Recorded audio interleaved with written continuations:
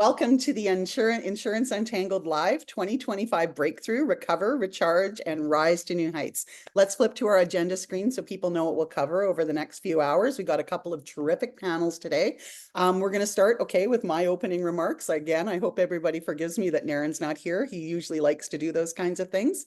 Then we're going to have an insurance panel. We've got everybody here already. We're going to talk with Ben and Teresa. Then we're going to move into a short leadership panel, which I'm really excited about with Bob and Brighton. And then we'll do a marketing presentation with Naren. I believe we have a guest for that, which will be really cool. His name is Amr, I believe, but stay tuned. And for everybody who's just joining now, Naren's a little under the weather, so I'm just doing some explaining there. Then we'll have a break. We'll probably need a much needed bio break. I know I will by that point. And then we'll move into a business panel this afternoon where we'll have a really, really great round session and then closing remarks.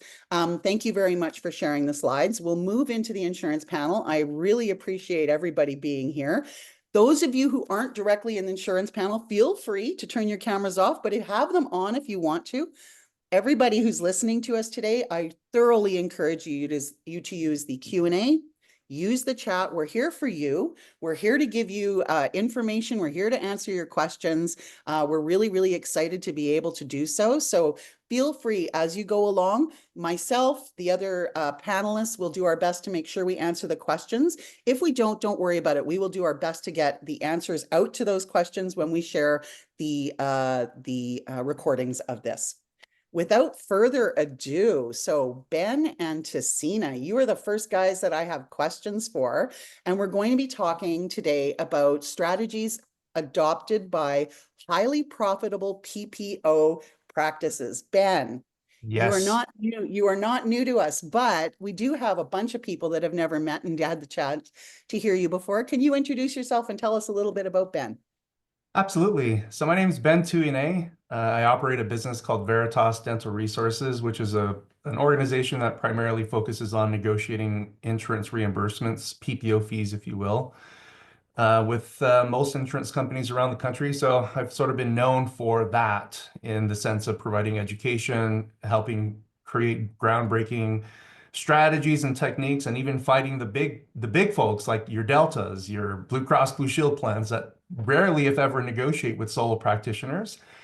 And so my entire career in dentistry, which started in 2007, has been exclusively in dealing with insurance from a negotiating perspective and troubleshooting, finding solutions to help doctors escape the challenges of insurance as we face today. Yeah, So that's me. yeah, you're just a touch busy there, Ben. just a little bit, right? Tessina, same thing. I'd absolutely love to hear some information and tell us a little bit about Tessina. Yeah, you bet. And it's Tessina, but I take no offense. I am so sorry. And do you know what's even worse? I knew that in the back of my brain. That's okay. Apologize, Tessina. You know what? That's one of the things about me is I go by many names because my name is so complicated. I just learned to answer to anything. And I tell people, like, I don't have a conflict with my personality. I know who I am, so you can call me whatever you want. There you go. I like that a lot. I like as long as somebody's talking to you, you're good to answer. That's right. Yes. If I know it's that you're looking for me. But yeah, I've been in the dental industry since 2008. And really what I'm known for is fighting back against insurance companies. We call ourselves patient advocates all the time. Sometimes I'm more of the dental advocate. So helping dental offices take the power back from the insurance companies and put it into their hands. And that allows them to be better advocates for their patients when they can advocate for themselves. And so that's my passion. I have a lot of big stories where we've fought back and won with a lot of really big insurance companies. So it's been really fun, and I like to win my battles. So we need Naren Brockovich story about insurance and PPO, right? Fighting back. Tessina has many. She has many stories. Hopefully we'll cover many of them today. I'm sure. So let's roll right into it, Ben. Let's talk about your top most favorite insurance strategy that's proven, right? What is the top one? Number one. Let's start there. Yeah, so I gotta speak to what I know best, and that is fighting and negotiating those fees on a regular basis. It's surprising to me when I talk to practices around the country And it still seems like the majority are still unaware that you can negotiate fees. But there's even more of a misconception behind the bigger plans, like your Delta Dentals and Blue Crosses, as I mentioned. Most companies that provide a service to negotiate, or even consultants that advise on negotiations, would initially give you an impression that Delta and Blue Cross do not negotiate. Well, I'm here to tell you now that they do. All of them do. And Tessa knows this from experience, that just about every insurance carrier will negotiate, and it's just a function of leverage. One of the things that we see today, and I don't mean to bring this up to sort of dampen the mood, but we've all heard about that recent terrible incident in New York City, right, We involving did. an insurance executive. Yeah. And while we dislike the policies of insurance, and we dislike how insurance carriers treat the clinicians that are submitting claims, a call for violence is not the solution. No. Unfortunately, No. I'm seeing a lot of chatter and a lot of people sort of celebrating that assassination. It's like, no, that's not where the world needs to go. No. We can have battles. We can have professional battles, which we engage in professional battles every single day that are not comfortable, but that don't interfere with the sanctity of human life. You know what I mean? Yeah. Yeah. And so Yeah. if anybody, yeah, if people are sort of if that incident fueled aggression, have it be fueled in a different way. Be fueled from the perspective of, hey, we're now learning through this incident that United Healthcare was the #1 denier of claims. And this is actually so true, even in dentistry today. Like Tessina will tell you this, is that one of her first battles on this whole issue of repeated denied claims was against a big company like United Healthcare. So the tip, going back to your question, Shelley, one big tip that I would highly suggest is that we focus on measures to negotiate with all insurance plans, including the big plans like Delta Dental, Blue Cross Blue Shield. Unfortunately, Tessina, we have Dr. Kurt Brimley on the call today, who's going to be part of the business panel. Yep. Dr. Kurt Brimley is he's the CEO of, to my knowledge, the world's only independent practitioner association. And I just had a meeting in Iowa and at a study club a couple nights ago. And after I presented, a dentist came up to me and he disclosed that he's a board member for Delta Dental in his state. And after talking to him, it seems like we have more and more doctors that are interested in finding solutions for themselves and their colleagues sitting on those boards. So that's another thing, is that getting engaged with insurance carriers as a potential board member or even a consultant. We need more like-minded dentists that believe in the solo practitioner model, or that believe in quality dentistry, and that believe that in order for us to protect quality dentistry, at least the financial component of it is that we have to negotiate with insurance. We have to get more out of them to address this big thing, inflation and all that, right? We have to. Yeah. And the good news is 2025, I guarantee 2025 is going to be a landmark year for PPO negotiations, because there are going to be all kinds of changes on the insurance side and on our side in terms of advocating for dentists. We're going to see big announcements and big changes, so stay tuned. But focus on negotiations in a big way for 2025 would be my recommendation. Let's get those fees up. That's amazing, Tessina. Let's add on to that. I saw all the nodding and, right? It does, although you know what, it does feel like there's an undercurrent of change, and people are more and more frustrated with it, and coming forward and saying things.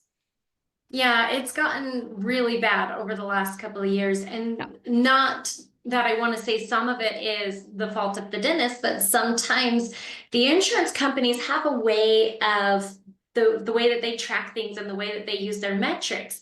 The disconnect is that the offices aren't aware of those metrics, and they're not utilizing them. And so there's this huge miscommunication between the dental offices and the insurance companies. I know that the insurance companies are in it to deny claims.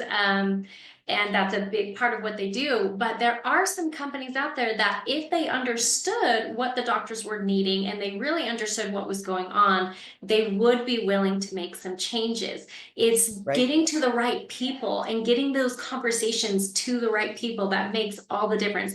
And teaching these offices what those metrics are that they're looking for and what you have to do to show them what your needs are. This is as simple as billing codes that are not covered. The more that you bill a code that's not covered, the more it'll never be covered. The more you bill it, the insurance will see the need. They go off of utilization. So if they're seeing that code billed a lot, even though it's not covered, they'll say, hey, we ought to consider covering this. A lot of doctors are using this code. If we're not utilizing it, they're not going to change They're their not going to look process. at it. And It won't then be in their everybody's metrics. mad. Why Yeah. don't you cover this code? Are you billing the code? No, it's not covered. Okay, that's the problem, right? So we get stuck in this Yeah. circle of this big miscommunication. Yeah, I want to Yeah. add one more thing to that, if you don't For mind sure. there, Shelley, is that is actually huge. What Tessina just mentioned is utilization is how the industry starts to figure out coverage for procedures that traditionally have not been covered, you know. And one thing that I'm seeing is that on the medical side, of course, labs are separate, right? You go in for your regular procedures, but the labs are not part of other procedures. They are billed separately to the Right. insurance plans or to the patients directly. And we all know that in dentistry, very few insurance carriers allow you to bill labs, but they minimize, they limit the amount that you can bill. Like Dental Select here in Utah, what is it, Tessina? It's like $50 as they allow you to bill, or $100. Yeah, I think it's like 50. I can't. It's And 50, it yeah. lowered even. It used to be Yep. higher and they lowered it. Almost your price for parking. Correct. Yeah. I don't know what it is anymore because I don't know anybody who still takes Dental Select. Right. Yeah. Yeah, so those are things too. Like we see in books, like Dr. Travis Campbell wrote a really amazing book called Understanding Dental Insurance. And in his book, he has a section regarding something that I teach about too, which is material fees, right? Implementing high-tech insurance waivers in an effort to bill patients for the material components to care, but that has to be navigated very carefully. But what I'm hearing in the insurance industry right now is that material fees and labs have been historically frowned upon. It's like, no, you can't charge those. Those are part of the procedure reimbursements, right? For the restorative treatments being billed. But now that for the last decade, a lot of practices call them upgrades. Some call them material fees. I refer to them as added values because that's the language that's used in the insurance contracts between the patient and insurance. Insurance companies know that these are being charged to patients. And there's really nothing that the insurance industry can do except for keep changing their contracts for the doctors. Yeah. And then subsequently the doctors go out of network, right? So the insurance industry now, they have labs on the radar. They're heavily considering including lab reimbursements as a separate billable component. So this is why we need to implement billing practices that are current for exactly the reason that Tessina said, is that eventually those will eventually be covered by insurance. And at some point in the future, the annual maximums and coverage for dental insurance will start to increase for the patients as we start to be a little bit more appropriate on how we're submitting claims, especially on things that are not currently covered. Well, it's a little bit like when you go to leave your cable company and all of a sudden you get the best deal of possible, right? So if people keep moving away and using plans and doing things, they will be forced to pay attention to it because they won't have anybody left, right? Absolutely. And may I just add one more thing? This is for the participants. Go to the chat. It's good for us people that understand insurance to sort of address insurance issues related to specific to where you practice. So if you don't mind hopping onto the chat and chat to everyone and put where you're coming from, like where do you practice? Yes, that's a great idea, Ben. Let's do it. Yeah, I mean, we got a really wide variety of people here. We've got a whole bunch. I love that idea. Let's move into the right time to have a PPO, because we can't say we're never, ever, ever, ever, ever, no practice ever is going to take it. So there's got to be a reasonable time. So how can we, what point should we consider joining? Good question. Do you want me to go first, Tessin, on that? I'll go first. You drink your beverage there. Whiskey in a bottle, right? Just kidding. I know it's early in the morning for that. I don't know. It depends on what state you're in. We're in Just Utah. water. It's 10 o'clock. Yeah. Just water. Sorry, my throat. Okay, so looking at the list of where people are at, Louisville, we got Jamaica. Awesome. Jamaica, fantastic. So Utah, Michigan, New Jersey. Okay, so most of these areas, with the exception of Jamaica, of course, because PPO plans, insurance plans here in the United States don't bleed over to other countries.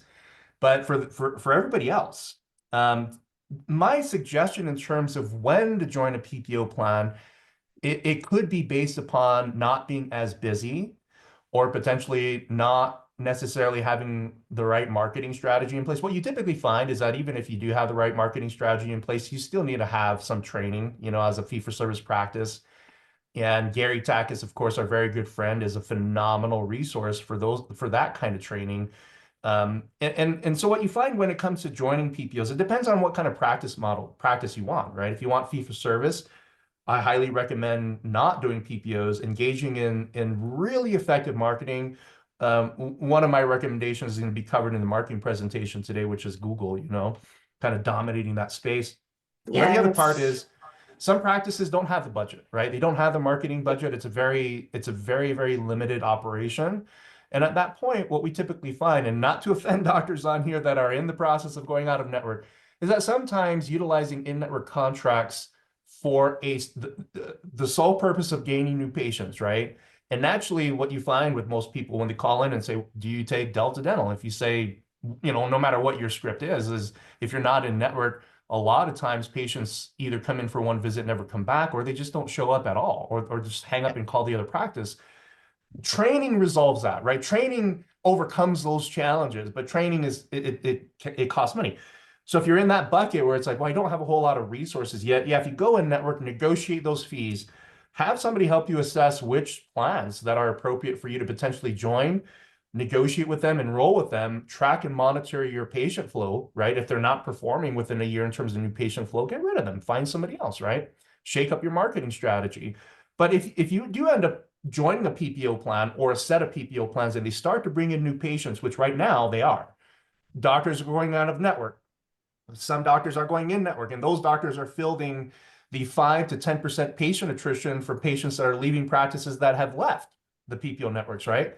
So just by being in network in a lot of parts of the country does tend to help with organic growth for the practice, but it does come at a cost, right? It's like a 20% write-off or 30% write-off, or even possibly a 40% write-off. So just understand that as you go into the in-network game, the cost is the big write-off, right? So be very careful, and have an expiration date, right? We don't want to be in network with these PPOs forever.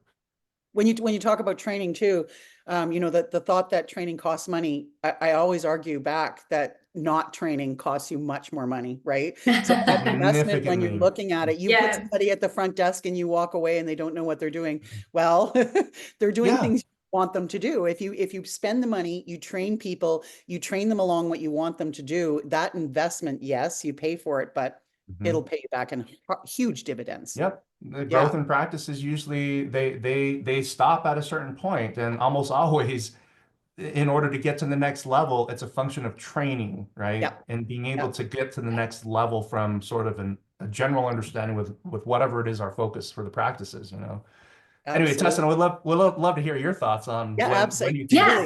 So I was just thinking, it's like a business decision. Any business, you're going to put money into your marketing one way or the other. And I always explain this out as the reason we give a discount to our patients when we're in network is because we're considering that the insurance is doing the marketing for us, right? So you're paying a marketing fee to bring all these patients to you. But if you're writing off 50%, that maybe you don't want them to market to. You're like, please don't market to your patients. I don't want to take, that's too high of a marketing cost. So you're still finding out what your budget is in dentistry, in your practice, as to what you can afford versus training, marketing, what method you're choosing to use, what your budget is. And that's where coming in and negotiating with the right insurance companies and carefully choosing what business relationship you will have to market to your patients, right?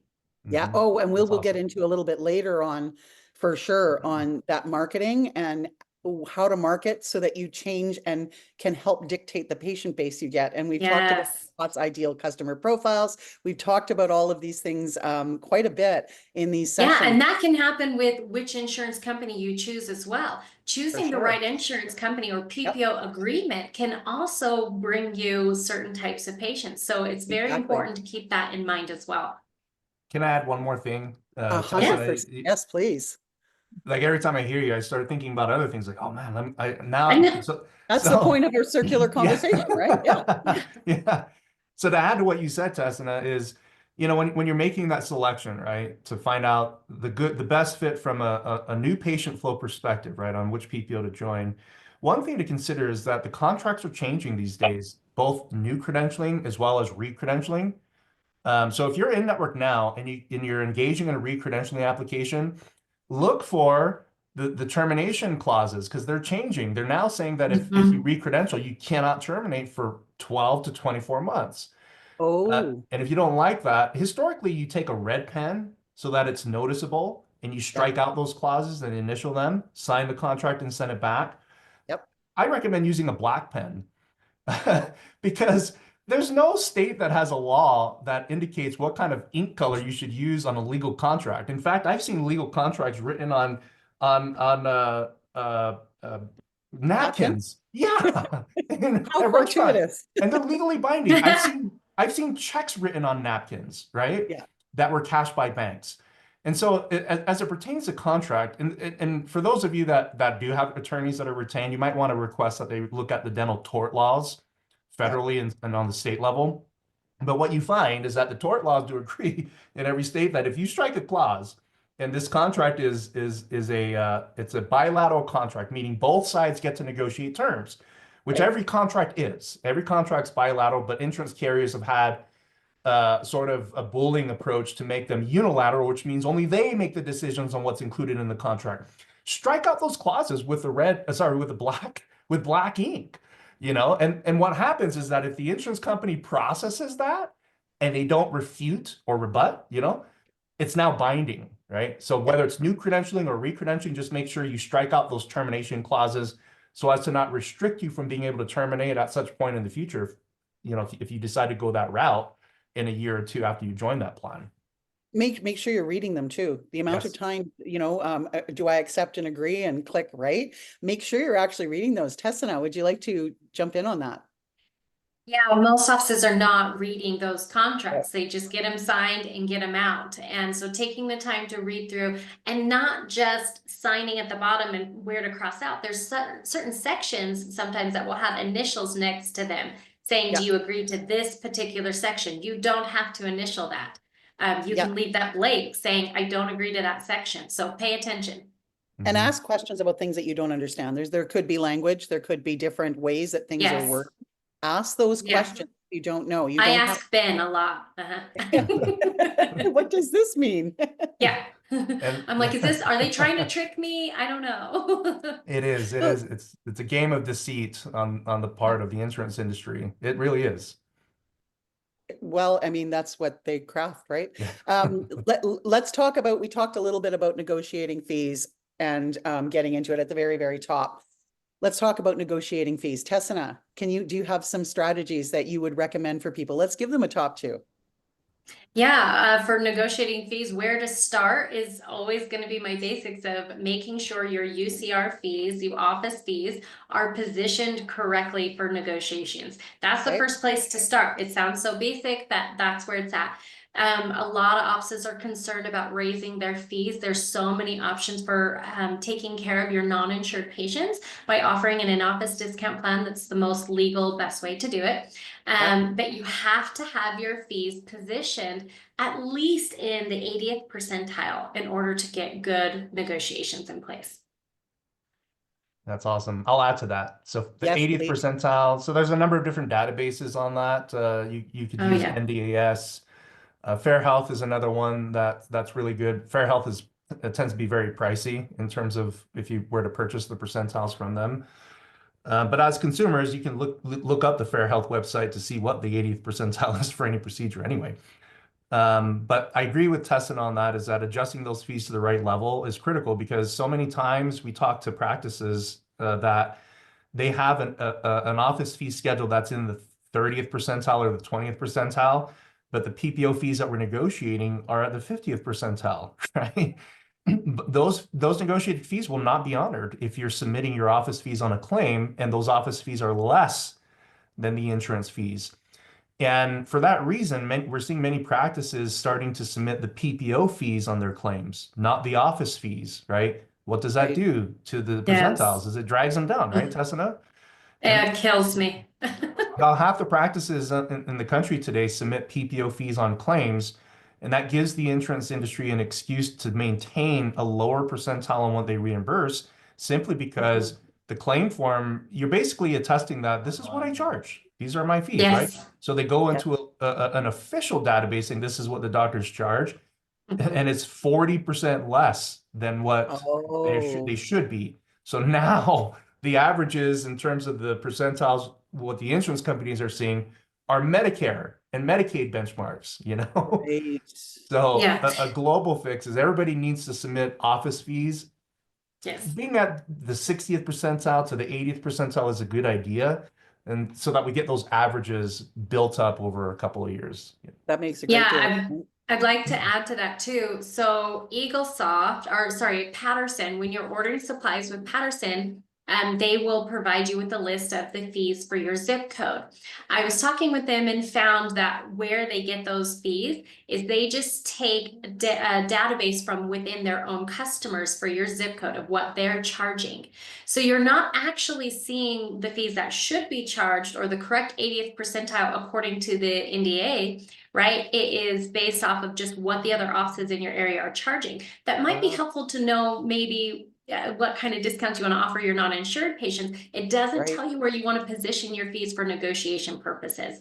No. And again, if those offices are submitting their PPO fees and Patterson's not even aware of that based off of, just what's in the software, then you could be in big trouble. And I get offices coming in and saying, well, I've used the Patterson sheet and I've got my 80th percentile there, and they're still way low compared to where they should be.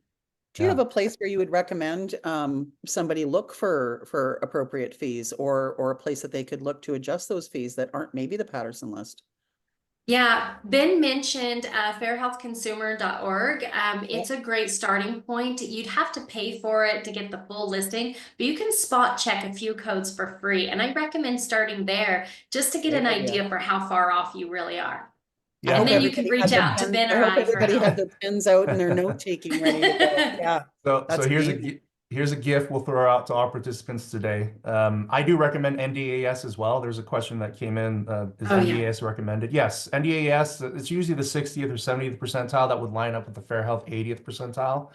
But if anybody wants a copy of their percentiles for their zip code, we can give you the NDAS percentiles. Just send us an email, contact us through the website, and Fabulous. mention that you attended the webinar, and we will 100% get that out to you. Okay, so Ben, when you have a chance, make sure to put that in chat for people. Thank you. That's very generous. We appreciate it. Yeah. We do have another question, and I do want to swing around to it because I've learned that if one person has a question, more people have that question, and they're asking about associates and contracts, and that's something that we haven't talked about. Certainly, while I've been working with insurance and Untangled insurance Untangled, I always get that backwards. So let's talk about adding associates and how it affects PPO contracts, etc. Yes, so I'll start with that if that's okay, Tessina.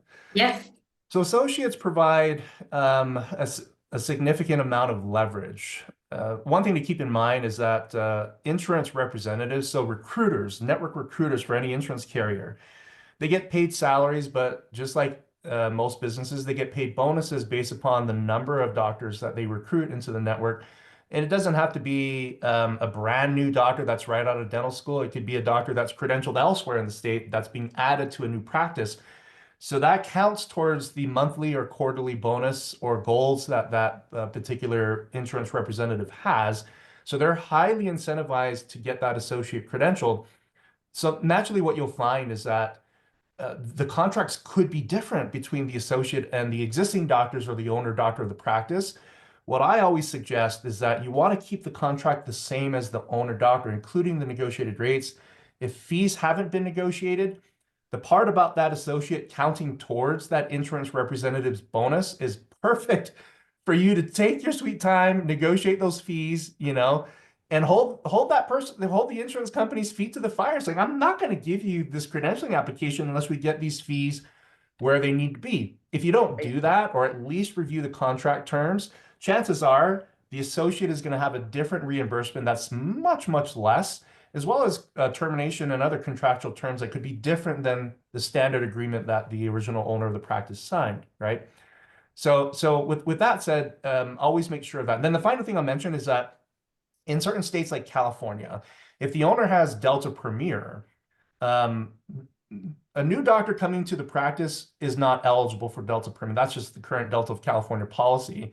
And so in that case, if you are in a state, you want to factor that in, right? And be able to understand that there will be a difference in contract if you're dealing with a company like Delta that has grandfathered agreements for doctors that have already been on those elevated contracts in the past. So keep that in mind and don't be disappointed. Those are just policy things that will eventually change with how fast things are changing in the insurance industry these days. But otherwise, if you can, try to mirror the owner's contracts for all associates, including the fees, as much as you can. Thank you, Ben. Tessina. Yeah, I agree with everything that Ben says. It's really key. Anytime you're adding an associate to the practice, first thing they do is let's credential him as fast as possible. Right. And they're usually credentialing him after he or she, sorry, the dentist after they have started. Let's please, doctors, when you are thinking about adding an associate, please make sure you guys set a forward date. You guys have a plan for when the associate is joining, and try to give the office 3 to 6 months to get the credentialing started beforehand. This is going to make it much easier so that there's not this big transition period of waiting for the credentialing to go through. But this is, like Ben said, this is a very, very key time to redo negotiations. Anytime that you're adding an associate, you can also argue that now you have more added expenses and therefore need higher reimbursement rates for the entire practice. It's a great point. Really, really great advice today. So moving away from that one, and I'm really glad. Thank you for that question. Please continue to ask questions, because that's how we make sure that we serve what you guys actually are wanting to know about. Let's move over into key performance indicators, or KPIs. There's something that people might not know, but people that work in B2B, like I do, for example, business to business, KPIs are all over the place. It's something that we definitely need to measure, and something that we need to be putting into any business. Tessina, let's talk about KPIs and ones that we should be measuring at the front desk, whether they're related to PPO or not.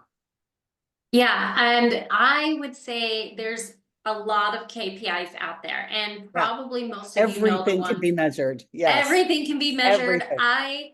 I've got to say, I'm not the greatest at math, you guys. It's kind of embarrassing, but my world revolves in numbers. I literally am in numbers all day, every day, and I'm not that strong You in might math. be like me. I can't do math unless you put a dollar sign in front of it. But as soon as you put a dollar, then I can I'm amortize very a 20-year mortgage, right? Yeah.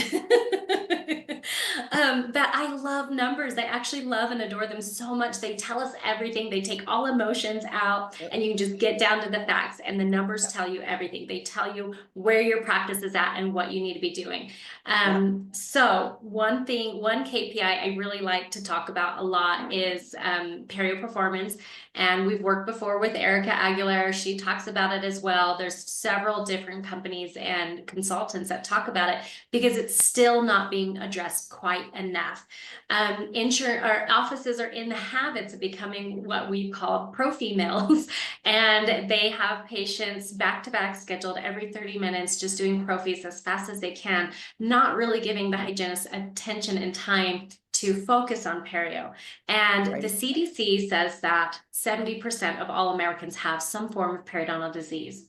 And the health of your practice, one of the ways you can see the health of your practice is checking that perio performance, checking the percentages. I found this many, many years ago. It's in Dental Economics magazine, where they actually break down that formula. That it's your perio plus your prophy, and then you separate out your perio as like by itself, and you have your perio plus your prophy, and then you divide those to see what your perio performance is, your percentage of perio in the office. If you are below 40%, you're not performing healthily, right? You might be working really hard. And I talk to doctors every day who are like, we worked so hard. We were sweating. Everybody was stressed. We were hustling, and they didn't make enough money still. They didn't reach the numbers that they had hoped that they'd reach. Working really hard and really fast doesn't always mean that you're producing. So let's focus. let's focus more on making sure that we are taking advantage of and this is actually relating, some people feel like they're upselling, but you're actually not taking care of your patients either, because you're just working so fast to get them through, get them out, and not taking the time to actually see what health issues they're facing and treating those needs for them and taking the time to discuss that with them. That pays higher because it takes more time. So it's okay to block out time in your schedule or take a little longer on some of those appointments and hygiene so that you have time to address that perio performance. That's a huge thing. I have seen production go up a lot just from increasing the perio performance. The other thing I watch for insurance trends. You know me, I'm an insurance girl. If you're not watching the trends to see how your insurance is paying you, you could be missing out on a lot of money. What happens is the insurance becomes uncollectible. So now we're talking about you've done all this work, you're owed all this money, and you can't actually get it. So you've wasted, you've gifted it. I know doctors love to do charity, but I don't think they're intending to do it as much as they are when the insurance is becoming non-collectible because we're not knowing how to collect it, or it goes past those 90 days. So watching the trends from your insurance companies to see if they have flagged you for an office that can be bullied. This doesn't mean that the billing department isn't doing all of their hard work and submitting all of the things. We're not saying that the billing person's not doing their job. We're saying, how has the insurance company flagged you? Have they flagged you as an office that they know they can bully and push around and deny claims all day because you don't know how to stand up for yourself? Training. Training, yes. So that's my passion. Come to me. I will show you how to fight back, how to force them to pay those claims like they're legally required to, so that you can turn those trends around within your practice. And now your claims should be getting paid within 7 to 15 days, right? Let me think. There was I had in my head when you said this, the KPIs to be watching for. And now I've lost my train of thought. But That's yes, okay, so we did. perio and insurance trends, Yep. those two are not talked about enough. But they're here. Oh, with the insurance trends, that's what I was going to say.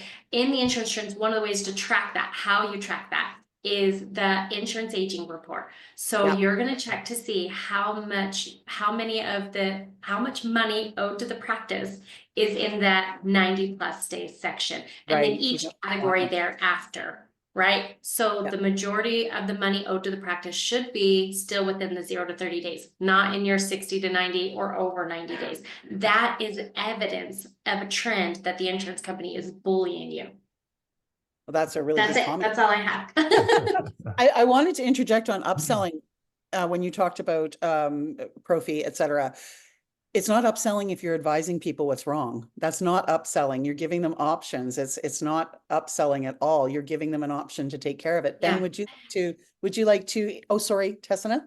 I was just gonna say, what I find more is that a lot of times the hygienists are sometimes doing the cleaning, but they're just not reporting what they've done because they still want to take care of the patient. They're afraid of, how that might affect the patient if they change the coding on that, or they haven't communicated with the front desk as to what proper codes that they should be coding when they do certain types of cleaning. So again, just that communication would clear that up. For sure. Thank you. Ben, would you like to talk about KPIs a little bit? Yeah, absolutely. There's a lot of them. And of course, we're going to focus on the insurance related ones. What I suggest is making sure that you have proper code utilization, right? Are your codes, is your coding measuring up to industry standard? Are you underutilizing codes? Are you overutilizing codes, right? We get questions all the time where practices are being creative and submitting codes that are not tied to the actual treatment that was being delivered, but it's close, right? That's still considered coding fraud, insurance billing fraud, right? Of course, right. We have to be very careful with that and make sure that we're not putting ourselves at risk, especially if you do what Tessina is an expert at, like a claims appeal process. We're seeing a lot of increase in denied claims across the board, is that the insurance commissioner route is a very, very helpful route. But if you're upcoding and you're engaging in any kind of illegal activity or at least questionable activity, as an advocate is trying to help you, if they identify that these things exist, it's impossible to advocate for a practice that historically has had a misuse of codes, whether it's intentional or non-intentional, right? Yeah. And then the second thing I would mention is your write-off, right? Right. Your write-off with each insurance carrier should be carefully assessed on an ongoing basis, at least every year, especially when you adjust your fees, your office fees? How is that going to impact the stagnant PPO fees that are still the same, right?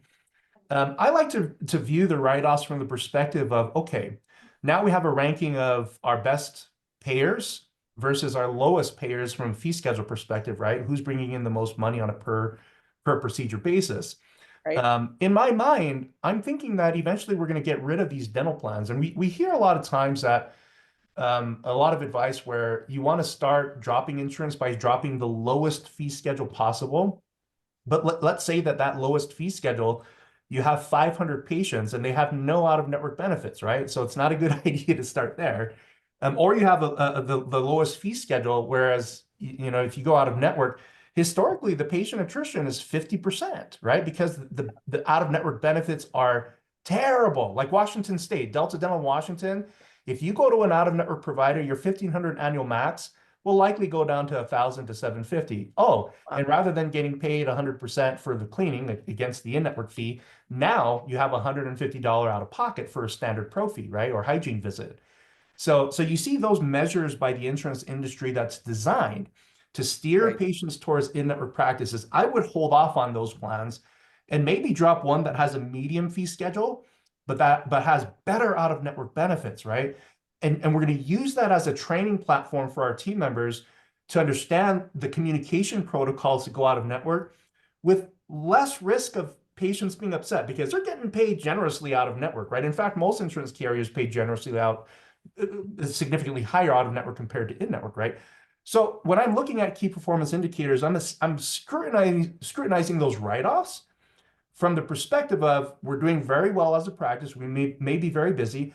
How do we get ourselves to the next level by making a small adjustment to our insurance contracts, or maybe even going out of network in an effort for us to capture what most practices experience, which is a 35 to 40% write-off by being in network, right? So that's a couple thoughts I had regarding the KPIs. Amazing.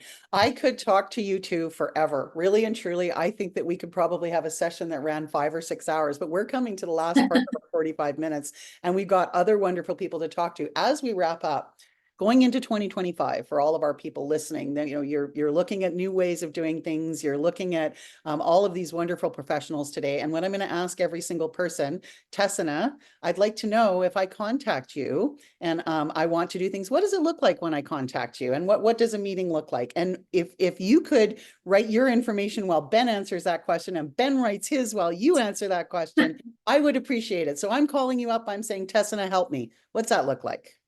Yeah, well, I help out with the realm of different problems in the insurance and front office admin areas. And so I guess it would depend on knowing what their needs are, but we have a wide range of solutions to help offices. If they give me a call or send me an email, we're first going to diagnose that. What is the issue? What's the root cause? And then start going from there to set them up with a service or a process that's going to help them out. It could be a couple of hours of training. It could be insurance verification. It could be fee negotiations. So we're just going to find out where the problem is and get to the bottom and solve it as quickly as possible. Thank you. And the reason that I like to call it out is that oftentimes people that are listening don't understand that the consultants here and the people and the professionals that come together have a wide variety of different services that can be offered, from small to big to everything in between. Along those lines, Ben, what does it look like if I contact you? Absolutely. We kind of set things up just like that of a new patient exam, right? We want to explore and do something like a consultation, of course, complimentary consultation for anybody that wants one from this particular meeting. Essentially, we just go through questions to learn about the practice in an effort for us to find solutions, whether it be PPO negotiations, credentialing strategies. We haven't talked about umbrella network strategies. That's kind of a 4 college semester course, you know, to kind of figure out the Right. complexities of that. We'll address that next year. Yeah. But yeah, we're, as you could tell, Tessa and I we're definitely people that are generous with education and knowledge. For sure. So at the end of the day, most of our conversations are educational. We want people that come to us to walk away feeling like, I didn't spend a dime on this phone call, but holy smokes, I feel so much better prepared to Right. face the negotiations, whatever it may be, right? And then there's just one question that somebody asked on here about Yeah. software that tracks provider recredentialing dates, eligibility for fee schedule negotiations, and all that. There's no software that does all of those things, but there is a CAQH that does help maintain your credentials. And a lot of insurance carriers, more and more, are latching on to CAQH to make the recredentialing and credentialing process more streamlined. So for that, I recommend CAQH as sort of a solution for storing credentialing data and getting reminders about when things expire. CAQH can do all that for you, minus the part, about negotiating. Yeah, and then for your software, most softwares will allow you to run a report to see what your PPO write-offs have been. That usually only works if you have been first billing your office fee in the ledger and then you have the adjustment in there. So some offices don't like doing that. They don't like to see their write-offs, but if you do that, it'll allow you to track and report how much you're writing off per insurance company. You can run that report each year, like Ben said, to see which ones you need to evaluate. For the software, I'm going to put, as we wrap up this part of the session today, I worked in practice management software for over 20 years, and I will say training, we talked about that already. Contact your practice management software, get them to give you an hour to drill through all of your insurance reports because they're there, and I guarantee there's a whole bunch that your staff doesn't know about. So spend that little bit of money, it's a tiny bit, and get that training. Absolutely, it'll help you a lot with insurance. Thank you, Ben. Thank you, Tessina. I look forward to seeing you in 2025. Have a great year. I hope you guys stick around today. There is a question in the Q&A. If one of you would take the time to answer that, I would really appreciate it. Just type it right in. And thank you again. See you guys in the new year. Thank you. Thank you, Shelley. Thanks, everyone. Take care. And now I'm going to welcome Robert and Brighton to join me if they possibly can. Hi, Bob. How are you doing? Hi, Brighton. Shelley. Good to see you. You're both coming in as Bob, but that's okay. Oh, funny. So Did I now we rename have myself? What's that? Oh, nothing. Sorry, you go ahead. You go ahead. It's all good. I always It's wanted all to good. replicate myself, Brighton, so I just did it. We're Good moving job. along rapidly with a whole That's bunch of good, yeah. information. I thank you both for joining me in December as we get on things. And how are things going with both of you? Good? Thanks. That's Love awesome. the Christmas season. Yeah, it's a great time of Yeah, year. excellent. And Brighton, where are you coming Shelley, to us? we are very happy. We were both in Utah, and it finally started snowing this morning. Nice. Okay. Yeah. So that's a nice little pickup You've got the sprinkly snow globe kind of thing happening with you, right? The snow gods have not been good to us so far this year, and we're hoping this changes. I have Pacific Northwest weather, so no snow, just rain. When Just you have rain. snow, it's a problem. Yeah. Pardon me? Yeah, When you yes, if it's we a have problem. snow, everything just shuts down. We don't know what to do. We Yep. paralyze. Yeah, So let's dive into some leadership questions. Let's talk about why. Okay, here's the question that I have. Let's hit this one. Why do Okay. practice coaches say leadership is the #1 element to a thriving practice? Gosh, I'm sure we have tons we can say on that. But I missed something. Bob, I'm used to talking to you. I've seen you a whole bunch of times, and you too, Brighton. Let's have you introduce yourself first. Sorry about that. Well, thank you. We appreciate that. Brighton, you want to go Sorry first? about that, Bob. Or I'm up Well, first. your face is up on the screen, so why don't you go? Here, so I'll go. Okay. Shelley, just real quickly. I've been in dentistry now going on 17 years. Came to it from a really unusual route as a hospital and surgical center CEO, and started consulting in the medical field and realized that there wasn't a heart in it, and just happened to have the luck of meeting a dental consultant who wanted to sell his business. I didn't buy it, but he mentored me for a couple of years, and after that we took off, and I've never looked back. Amazing. Work in practice management, particularly leadership, is one of our real passions, because we found that leadership is really the foundation of any organization, but particularly in dentistry, when a dentist takes the time to learn how to lead, it makes such an enormous difference in terms of culture and in terms of performance. Your practice should reflect you, right? Yes, well, it does. Okay, Yeah, the question it is, does reflect you, whether that's good or bad. That's a good reflect catch. Yes, exactly whether that. it's good or bad, it reflects you. Yeah. Right? So Sorry. just to fill in the other blanks, I've done spill consulting now for, as I said, going on 16 years, 17 years, and Brighton and I started Dentist Partner Pros 3 years ago, just to really target one of the biggest weaknesses in the industry, and that is how do you find and place partner quality associate dentists. Right. Tough thing to do. Yeah. Yeah. Brighton, Okay. can we hear a little bit about you, please? Yeah, fantastic. Thanks for having us. As always, we love being here. And we're grateful for everyone that stayed on to listen to us for a few minutes. But yeah, my name's Brighton. I'm one of the co-founders, like Bob said, and the current CEO of Dentist Partner Pros. We're the industry leading associate doctor and hygienist recruiting firm. But we're both highly passionate about leadership, and we've seen through the years, both in my previous roles, I had built a couple other seven-figure businesses and exited those. And then Bob and I said, there's a huge need in dentistry. And so he brought me in, and I've totally fallen in love with the industry since then. And it's a great place to be. So we're excited to not really focus on us, but to provide value for everyone that's spending some of their Friday with us today. So Absolutely. I don't need to talk any more about me. We can jump into the questions. Yeah, so let's talk about leadership in a practice. Let's just have like a great round session about it, how Love it. important it is.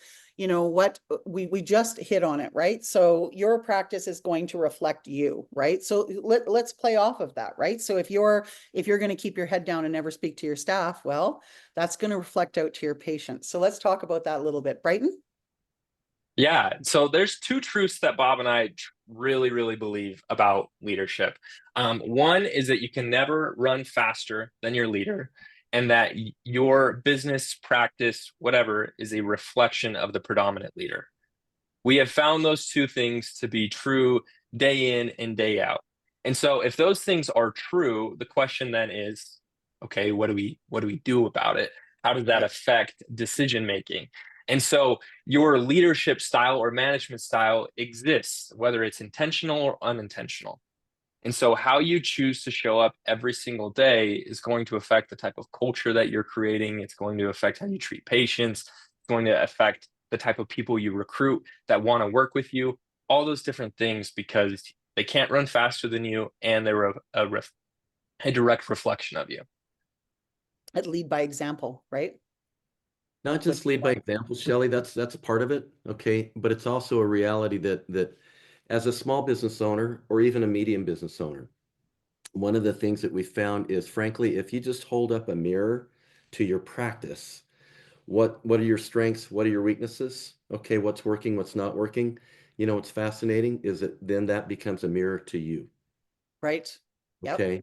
I found this great quote online a couple of days ago that just really resonated with me. And it said, a poor culture is a sign of bad leadership.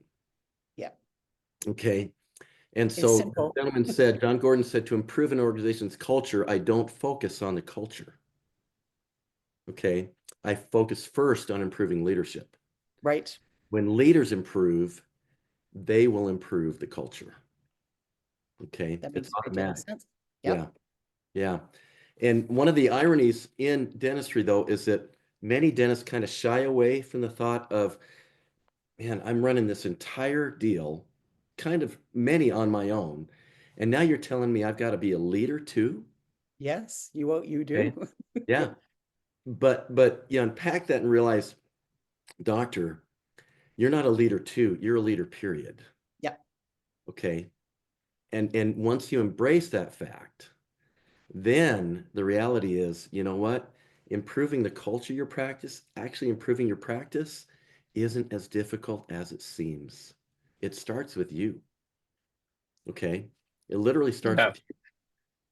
So what would be three things that we're approaching 2025. I'm going to talk about that a lot today because it's a new year.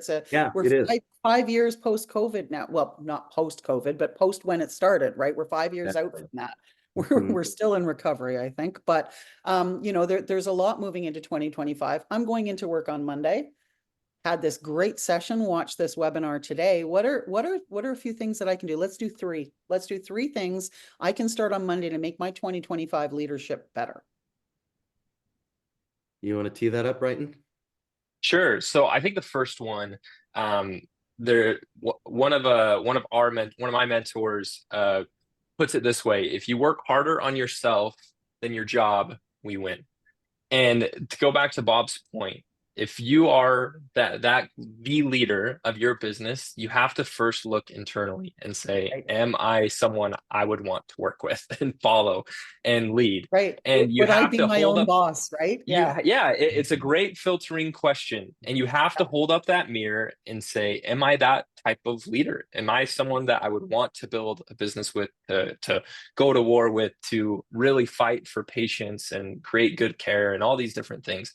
Am I that type of person? And if Right. we're really honest with ourselves, you hopefully should say no.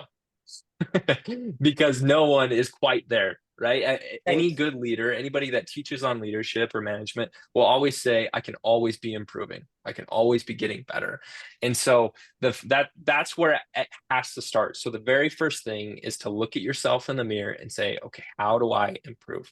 And I think it's the intangibles that we focus on. It's not saying I need to be better at the crown prep. It's not saying I need to be better at delivering the perfect implant. While those things are still really, really important, it's saying, okay, how do I communicate with my Right. team? Am Yeah. I actually showing up with energy that people would enjoy being around? Yeah. Am I taking care of myself physically, mentally, spiritually? Am I nourishing all those different aspects of my life so that when I walk into the clinic, into the practice, I am showing up my best self? And you have to look at yourself first and say, am I doing that? So that's the first one, is to start with yourself. Because when we Yep. work on ourselves, the business will rise as a result. Yep. I would agree wholeheartedly with that, Bob. Yeah, and Shelley, in addition to that, whenever we teach leadership, we like to begin from this standpoint of shifting mindset to start with, and then discussing skill set after that. Right. Yep. Okay. And so I just, as far as mindset goes, I just want to tell a quick biographical story. Okay. Sure, please. When I was brand new into business, probably 24 years old, I landed my first real job after an internship working for this brilliant man who was a fantastic leader. But there was something really special about this gentleman as well. He was an excellent teacher. Right. Okay. And one day I came into his office. He was probably 20 years older than me. And, we had a little bit of time, and he just sat me down and said, Bob, do you want to know your agenda in business? And I said, you bet, Jim, I'd love to know. He said, well, the first thing you have to do is create an environment of trust, because trust is the foundation of human relationships. All For right. sure. You Yes. got it. You're building on a solid foundation. When you don't, you're always building on sand. Right. I said, okay, Jim, I think I get that. And he was a great model of a trustworthy leader who told the truth. Didn't have to tell everything, but he told the truth. He was in it for all of us. Okay. He was honest and ethical, etc. So I said, I got it, Jim. So what's number two? He said, clarify the expectations. Yes. Okay. And that, Magnified. candidly, is one of the biggest weaknesses that all of us Yes. have as leaders. Everyone. Every one of us have a hard time We with. have it in our head, and conveying that to do, another person. yes. Were you clear? Exactly. Now, the irony about that, Shelley, is when expectations are actually clear, then the other side of that is really easy, and that's accountability. Yeah. Okay. And accountability and expectations create traction inside a Yep. business. All right. And the way Jim put it to me, he said, just make sure your people know what their job is and how they plug in. I love your soundbite. Accountability and Expectations expectations create. create momentum. Yes, that is a really good soundbite, Bob. Yeah. Well, thank you. I'm full of sound bites. That's what my kids tell me. Okay. Anyway, so with that, then I said, okay, Jim, I get that. You're really good at that. What's number three?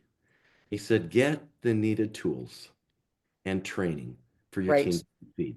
And we just talked about training in the last panel, right? Yeah, and it was We fabulous. can't emphasize that enough. You have to let people know what you want them to do, and you have to help them be able to do it. Help them get there. Exactly. And that's one of the frustrations, frankly, that we have like today, because it seems to be this revolving door taking in place within dental practices now. Like, why can't I have my team stick? Oh, Okay. totally. Yeah. Yeah. You know, so I've People will adopted, stick with it with a strong leader, they someone that they will, love working they for. That's will. what they're going to With a stay. strong Yeah. leader who adopts this mindset, like a Jim Faber did with me, think of yourself as a teacher. Yes. Okay. Number one, that's your number one job as a leader, in my opinion, is to think of yourself as a teacher. With that mindset, it changes the way you interact with your team and it changes the way you interact with your patients. Okay. Yeah. Hmm. Totally And agreed. so, you know, he said, and after that, he made the third point. I said, okay, Jim, I get that. You know, trust, okay, targets, training, tools. After that, what do you do? Right. And he just looked at me, Shelley, and said, get out of the way. Yeah. Let your team perform. Let your team perform. Yeah. Exactly. You know, because so many leaders take the time and they view themselves as the chief everything officer. Right. The reality is their job is to become the chief empowerment officer. All right. And it comes by just adopting this one mindset. Think of yourself as a teacher. Okay. Then the other mindsets are make sure they understand the expectations, make sure that they have the tools and the training that they need. And then I added one more piece to Jim's formula, and that was show appreciation. Oh, absolutely. You've Yeah. got to show appreciation to your team. I've got a client in Albuquerque right now who, frankly, is a very good doctor, and he just lost two of his best assistants. Why? Ouch. Because he was a little critical with them during some procedures, but he wasn't showing them enough appreciation Right. for how they were really busting it for him. And that hurts. I Okay. used to have a little envelope full of Starbucks cards for people when we were Exactly. working in Yes. office, Yes. right? When they You did a work hard, when fantastic they job. bust Go it get for yourself you, a coffee. Yeah. drop those notes at them and let them know. Yeah. And I would just say that if you want to, of all that we say today, if there's one thing will help you be a better leader Monday, take time to tell your team thank you. Yeah, absolutely. It goes a very, very long way. We got a really, really interesting one in chat. Brighton, let's talk about this one. I'm going to read it verbatim. I find that some think of themselves as a teacher, and I think this is a really, really quality statement that's to be addressed, Great, great. Can't wait. but don't really have the capability to teach. They feel like if you don't do it like them, it's wrong. That's That's a exactly really right, and that's interesting. Let's pull that apart a little bit. such a great observation. It Yeah. is. Absolutely. That's self-aware, which is part of being a leader, being Yeah. self-aware. Brayton, let's talk about that. Pulling it apart. So I give you a task, I tell you how to bake the cake, and then I stand over your shoulder and I hold the mixer. What's the difference between that and being a teacher? Yeah, so what one way that we would recommend to go about doing this is, so first of all, it goes back to what Bob was saying and having really clear expectations. Okay, so a way to define that for me is this thing called the definition of done. So we need what does that look like for whatever task we're talking about, okay? Whatever task we're talking about, what does it really look like to be completed? What are my expectations when it's done? If that means when we're getting ready for like a surgery, we have the trays prepped, everything's clean, the room is totally prepped, we're ready to go. That's my definition of done. And then what you do is you work with them to figure out what system is going to help them to accomplish that definition of done. Or in another way, you get out of the way and you just hold the expectation to whatever that clear understanding of definition of done. And then you can also come back and say, you can ask for their feedback or ideas on how they would like to accomplish it, if that makes sense. And so involving them in the process. So there's another thing that we like to do is it's called the clarifying of roles. And so we get really clear on what's your roles, the goals, the expectations, the metrics. What does success look like if you're doing your role really well? And then you actually involve whoever you're working with, whatever team member it is, in creating that process. Because what happens often is I'm the doctor. I go tell them, hey, this is what I want you to do, and you need to do it this way. But they have no buy-in, right? Yeah. Covey says where there's participation, there's buy-in. And so involving them through the process, the solving of problems will show that they will own it. They will be bought in on it. And it's so much easier to hold someone to an expectation when you've involved them in the process. So, Bob, what did I miss? Well, Brighton, you brought up a name that I love and revere is Stephen Covey. He was my I mentor. was just gonna say, let's expand on when we say Yeah. Covey, let's make sure Yeah. we tell people the book. Yeah. Yeah. Dr. Stephen Covey was my mentor's mentor. Okay. He was actually the guy who taught me this when I was 24 years old, was a graduate student for him before he went Amazing. into, doing his own Yeah. business. And one of the greatest books that I consider that's ever written is The 7 Habits of Highly Effective People. Okay. It's a little thick now by, the standards of 2024, but everything in there is just a gold mine of information. All right. It's But available on Audible. pardon? It's available It on is available on Audible. You are Yeah. correct. Audible, You can listen to that. Yeah, and it's incredible. And he tells a story in it because I think this is a great point that doctors want to have it done exactly the way they did it. Right. Or- And he That's that tells a type A great story. personality. It is, yes, he told a story about green and clean. Yeah. Okay. When his business just started to take off and he started to have to travel, his then little son, Stephen M.R., who's now the president of his company, had to mow the lawn and take care of it while Stephen was gone for a week. Okay. Yeah. And so Covey was really getting in this whole idea of delegation. All right. And that I think is really one of the greatest tests of an effective leader and Yep. teacher is the ability to delegate and trust who you've delegated it to. Trust. Yep. And then to see that it's done. To Brighton's point, what's the definition of done? All right. Yep. So he walked around the lawn Uh-oh. Oh, before he went on the plane and said, Stephen, you do this. Am I lost? we're Yeah, we've losing got you a just a little bit, Bob, but Are we I there? think you might be back. Yeah. I think you're okay. Okay, let's try this now. Okay, It's great. that snow. So he said, yes, somehow that always affects the internet. Anyway, he said, this is a definition of done. Green and clean. Yep. Let's go around and talk about what green means. All right. There are no dry patches in the lawn. Okay. And clean means everything's picked up. So Stephen M.R., who's your boss? And he said, well, aren't you, Dad? I said, no, I'm your resource. You're your own boss. Smart. Okay. Yep. Yep. And when I come back, now here's this accountability loop. Okay. When I come back, we'll come back and see how things went. Right. So Stephen comes back in a week, little Stephen M.R. He's finally home, unpacked his bag, says, okay, Stephen, let's go look at the lawn. It's really an important factor for a leader. When you set an expectation, make sure that you follow through with it. Okay. And when you say you're going to do something, do it. That's part of trust. So they went around and they looked at the lawn, and it had dry patches and it wasn't clean. But instead of jumping down Stephen M.R.'s throat, Covey just said, now, Stephen, what do you see? Okay, went around, said, is this green? No, Dad, it's not green. We've got dry patches here. And then they went around and saw some trash. Now, Stephen, what do you see? Is this clean? Dad, no, I really didn't do my job. And then the thing I love most about this little story is that the little boy, he's probably 7 at the time, just broke down and said, Dad, it's so hard being your own boss. Well, we know that to be true for sure, don't we? It is, Yeah. but he didn't take it away from him. Instead, he had him learn from it and do it again and again and again until green and clean was natural. Yeah. All right. Yeah. Yeah.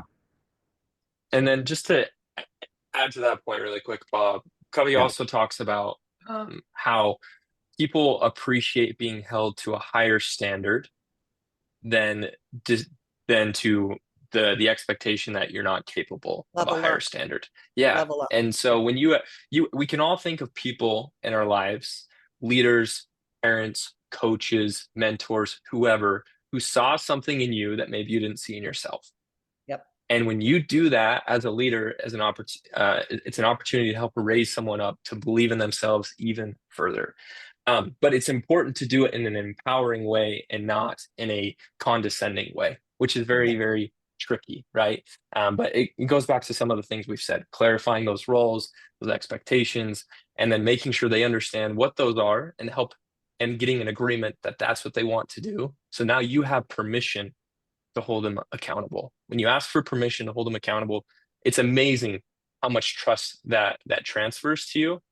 And then it's all your job.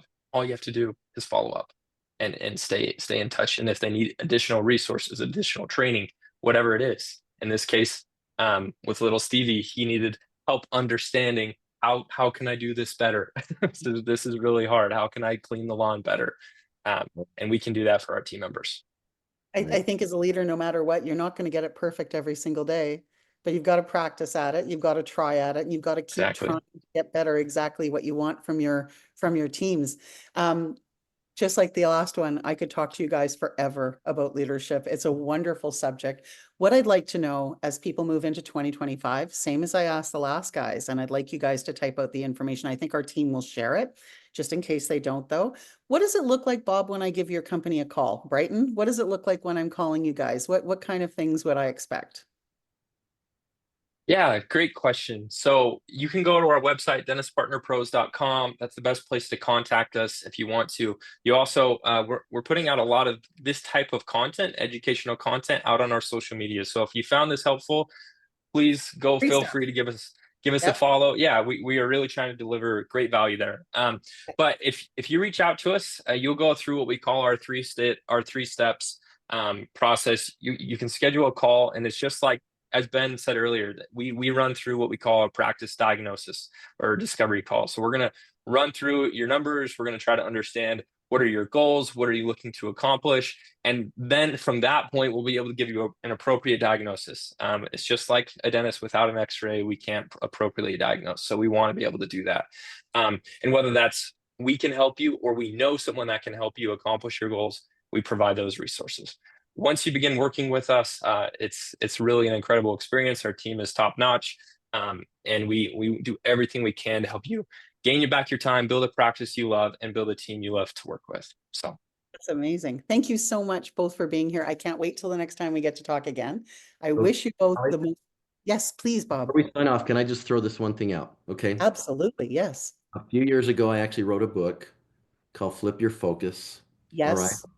Yep. Trying to encapsulate leaders from men like Jim Faber and others that I've had the chance to work with and things that I've learned. And so you can find it on Amazon or actually you can Flip Your Focus, or you can go to Flip Your Focus book. But for the first 10 people that have listened to this podcast today, all right, and put something in chat, I'd love to be able to send them a copy for free. Oh, amazing. Okay. So, and they would email what Brighton shared, right? Yeah, that'd be great. Perfect. Yeah. That's awesome. Thank you so much for that generous holiday gift. We found that if this resonated, and if you're looking in the mirror and you're thinking, man, I know I could do better, but I don't know how to approach it. Yeah. Okay. And that's a really important point to get to. Grab this book, eat it alive, and then let us know how we can help. Okay. What a great New Year's resolution, right? Be better. Okay. Thank you. Thank you both very, very much. I look forward to seeing you. Happy New Year and happy holidays to you both. And now thank you. we'll welcome, I believe I have Amir from Equa that's joining me. Oh, it's Naren. Hello, Naren. It's always a pleasure. And hello, Amir. How are you? Good. How are you? Good to see you both. Both of us. Yes. Amir, why don't you start sharing the slide deck, and I'll just introduce Amir to everyone, and I'll explain why he's here as well. I was supposed to give this presentation, and I still am here, and I will participate. But as you all can hear, my voice is short. So I don't want you to suffer through, having me talk the entire time. So I want Amir to lead, and I'll jump in. Amir, take it away. Amir, by the way, is our Director of Customer Success at Equa Marketing. He works with customers day in and day out. He really understands the content that we'll be sharing today. So you will get a very unique perspective, a different perspective than the perspective you hear from me. So I'm looking forward to it as well. I'm excited for this one. This is going to mix it up a little bit. Thank you, gentlemen. Awesome. Shelly, thank you so much for having us. Again, Naran, thank you so much for that. Again, I'll be presenting right now kind of our presentation around 5 reasons why most dental practices fail to succeed with digital marketing, right? As we know, digital marketing is a new way of doing business. It's not that new, but it's new enough that, we're all trying to work on it. So let's start with doing a few introductions. So first of all, Naran, you already introduced himself. I'll let you do the 2-second spiel, Naran. Yes. I think people know me. I started this community, and I'm pretty active in the dental space. I've been, in the space for more than 18 years. The website is equa.com. I've written several books, host a bunch of podcasts. I believe in giving back, and this is one of the things we do with the Insurance Untangled community, and really appreciate the opportunity to be able to present the content today. Perfect. All right, a little bit about myself as well with this super glammed up image. I'm Amir, I'm the Director of Customer Success from Equa. I hold an MBA from a university in Canada.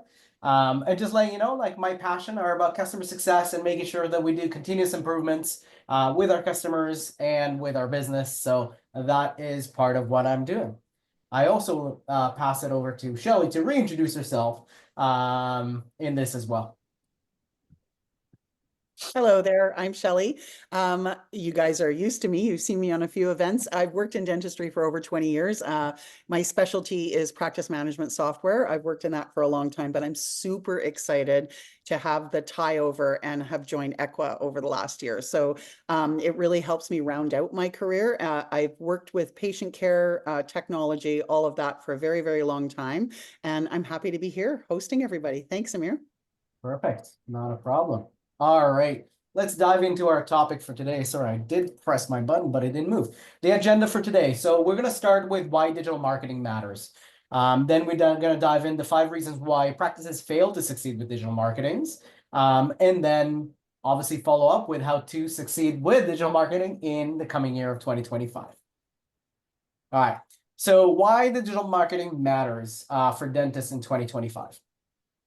So first of all, the consumer behavior has changed over the years. So you know that now patients are generally going to, they don't, want to spend a lot of time looking for dentists, right? So they find and choose dating first on Google, right? We all know that. We all search things, we Google it, we try to find them. Then they look at your website.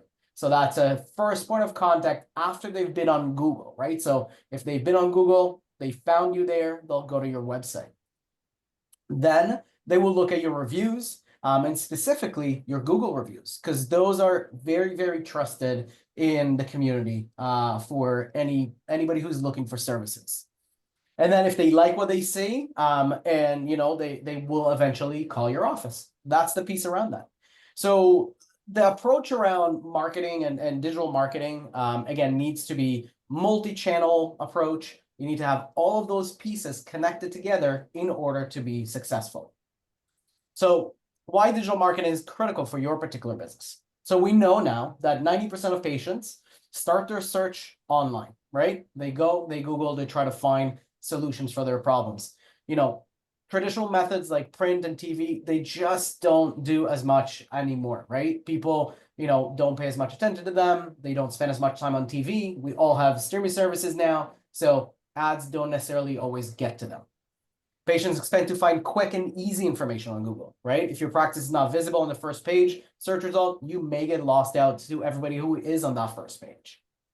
Next is that the dental practices that don't have that strong digital presence, I went too far, will eventually miss out on potential clients, right? So that's a key piece, is making sure that you show up on those search results. What patients research before choosing a dental practice? First, we've already said that, Google reviews. People trust Google reviews. They trust their peers' opinions. They don't necessarily know them, but they do trust them, and that's a big piece. Patients research specifically your websites, your social media pages. They'll look at video content that you have before they make any decision. And then for successful dental practices, it's all heavily tied for visibility, engaging in content, trustworthiness on their digital presence. Just one point that I want to add is everyone here, one tip, try to get at least 10 or more Google reviews every month.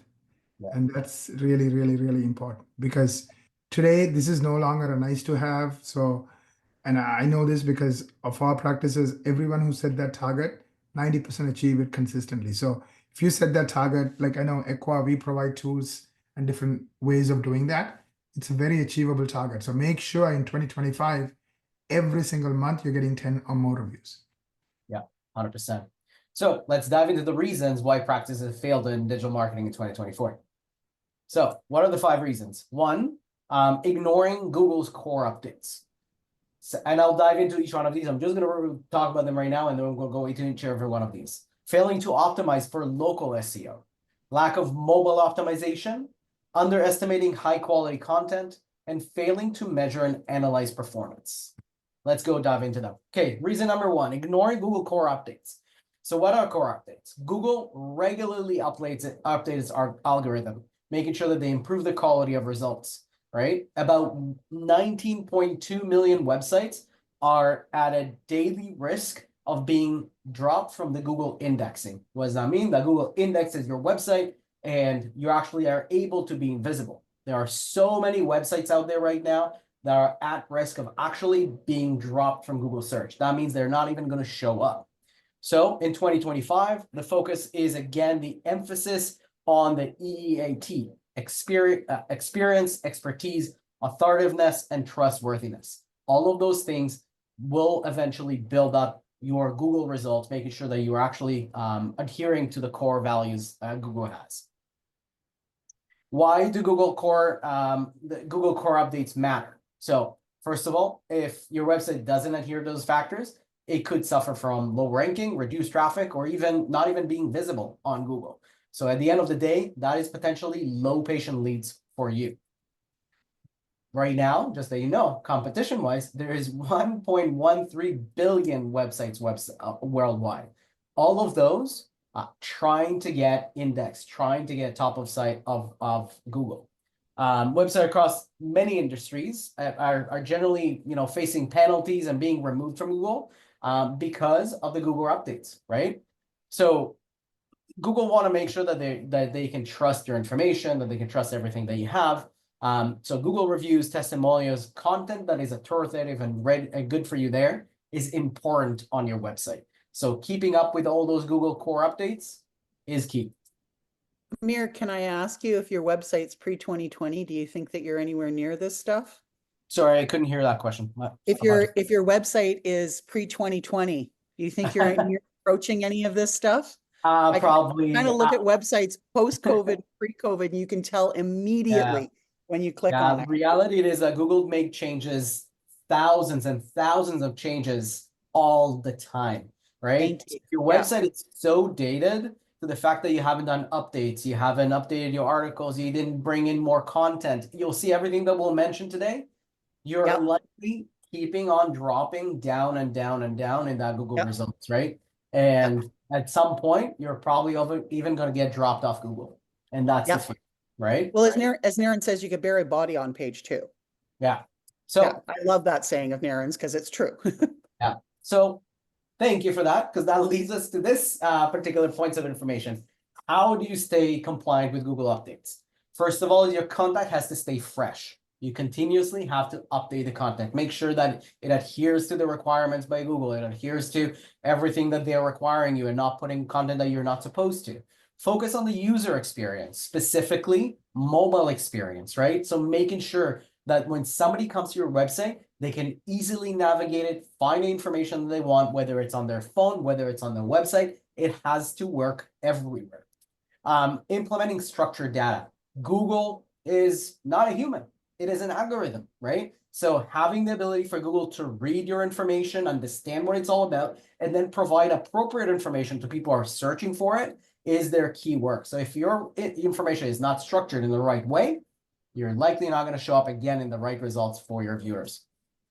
Backlinks. So Google also look for that trust, but that trust is not just from those reviews. It's also trust from other people and other websites. So the fact that other websites direct people to your site, other places are directing people to come to your website, whether it's, listings for your website, all those kind of things, those backlinks are super important, because as you would experience, if I built a website and nobody talks about it, nobody knows how to get to it, nobody will do that, there is low trust in that website, right? So backlinks are really important as well. All right. A tip around that is, again, making sure that you have some alerts around any Google updates, and those happen all the time. Naren. Just a couple of quick points. I know Amir talked about Google EEAT. It used to be Google Eat. So the way we do this is, there are 14 teams, and 9 of those teams are taking care of a piece of what Google cares about, because it just almost become impossible for one person or one team to know everything. Google is making 3,000 changes a year. That's almost 10 a day. And Google is in the business of, like Amir pointed out, disqualifying you, right? Every day they are disqualifying 13.2 million websites completely. Not just, oh, I only disqualify one page from your website, but those 13 million websites are kicked out of Google Index. So you have to really take it seriously if you want to play this game of like dominating Google. But it can be done. But you have to do it, and you have to do it the right way. Yeah. Perfect. Reason number 2, failing to optimize for local SEO. Why local SEO for dental is so important. First of all, is the ability for people to find you when they're near you or they're around your area. So that's a really key piece for SEO. Sometimes people are searching for dentists near me. That is the basic search, right? So Google knows where you're searching for, right? Like we're all known where we are these days. That's the reality of the internet. But also Google want to provide you the right websites when you're searching for that. So when you're searching dentist near me, you as a dentist in Los Angeles, for example, you want to make sure that your website comes up in that local SEO experience, right? So making sure that that is focused on localizing. Again, for that near me search, generally, again, 90% of the searches starting online, it's really key to make sure that people are knowing and are close to their services. What if you don't optimize? Generally, your results will not show up in your local search. So people who are searching in your area, you're not going to show up as well for them, right? Other businesses who are optimized for local SEO will show significantly higher than you, and you'll be, I guess, kind of lost in that blunder of localization, right? So that's a really key for local SEO. Common likely also mistakes to avoid. Yeah, Naren? Yeah, just real quick. Local SEO is becoming really, really big. So in other words, if we are getting, let's say, 100 new patients for a client, we are noticing almost 35 to 40 is coming from what we call local SEO. But they are kind of conjoined twins, like they are, joined in the hips. In other words, what you do for regular SEO is what drives local SEO as well. But you have to do few additional things, like what Amir alluded to make sure that, local SEO is also like kicking in all cylinders. But it's really, really important for you to continue to pay attention. And one of the things that we do is in our monthly reporting, we track all kinds of data, including data that's very specific to local SEO. Yeah. So some things to consider and avoid when you're looking at local SEO, right? One is an inconsistent NAP information. I'll cover what that is in a second, but generally that is your information across the word for your business data. Neglecting your Google, I'm going to get into NAP in a second in the next slide, so I'm preemptively saying that. Next is neglecting your Google business profile, right? That's another place where your information is super important to be accurate and the same as everywhere else, because that's the whole idea around NAP. Your information must be the same, whether it's your name, whether it's your phone number, what's your address, it all has to be exactly the same. And then the other piece around that local SEO is not managing Google reviews again, or reviews in general. They're critical for that localization, critical that you respond to reviews, that you actually are active with reviews, that you're getting reviews all the time. That's a key piece. So what is NAP? So let's go a little bit about, again, example of what NAP looks like. NAP stands for name, address, and phone number, right? So that is something that you have to have pretty much the same across the board anywhere your website is being linked to, listed on, whatever that is. It needs to be as accurate as possible. So first is the name. You can see that this particular customer of ours, Life Smiles Dental Care. If this name in another website would have been Life Smiles as one word, that would not be a NAP consistency. That will be an inconsistency. So making sure that those are actually accurate. Address the same. Always the same standard, the same structure, as well as the phone number. We have to make sure that is the same, because that helps Google not be confused and think that there's something wrong with the communication for that business. Everything that Amir is talking about is so critical, especially like NAP. I know people say, "Oh yeah, I go in and I take care of it once and I'm done." No, it's not done. You have to be at it, be at it, be at it, because internet is a very vibrant thing where there's no one set of rules and one set of order. Like everybody can do whatever they want. You as the business owner now have to work with all these people who have your information and make sure it's consistent. So the way we do it is we use a combination of technology to find problems and then real people to fix problems. Sometimes it's about sending an email, merging two profiles. Fixing is the hard part, right? Knowing what's wrong is kind of easy. Doing something about it is where it gets tricky. So now let's dive into why reviews matter. Again, part of that consistency. They are the reviews and the consistencies eventually help you rank better on Google.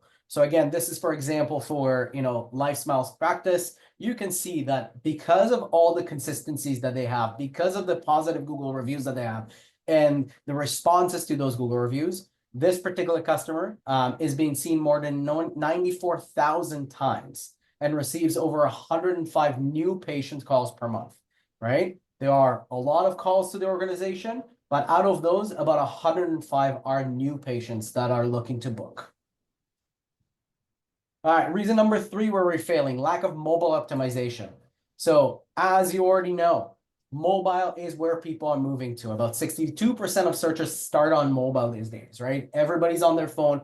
They're always on the go. They're finding things there. So you have to make sure that your website, your content is mobile optimized. That means that whether you have a website, it's optimized not just for the site, for the computers, and also for the phones, right? They have to be transitioning really well. They have to make sure that you don't have slow load time, hard to read text.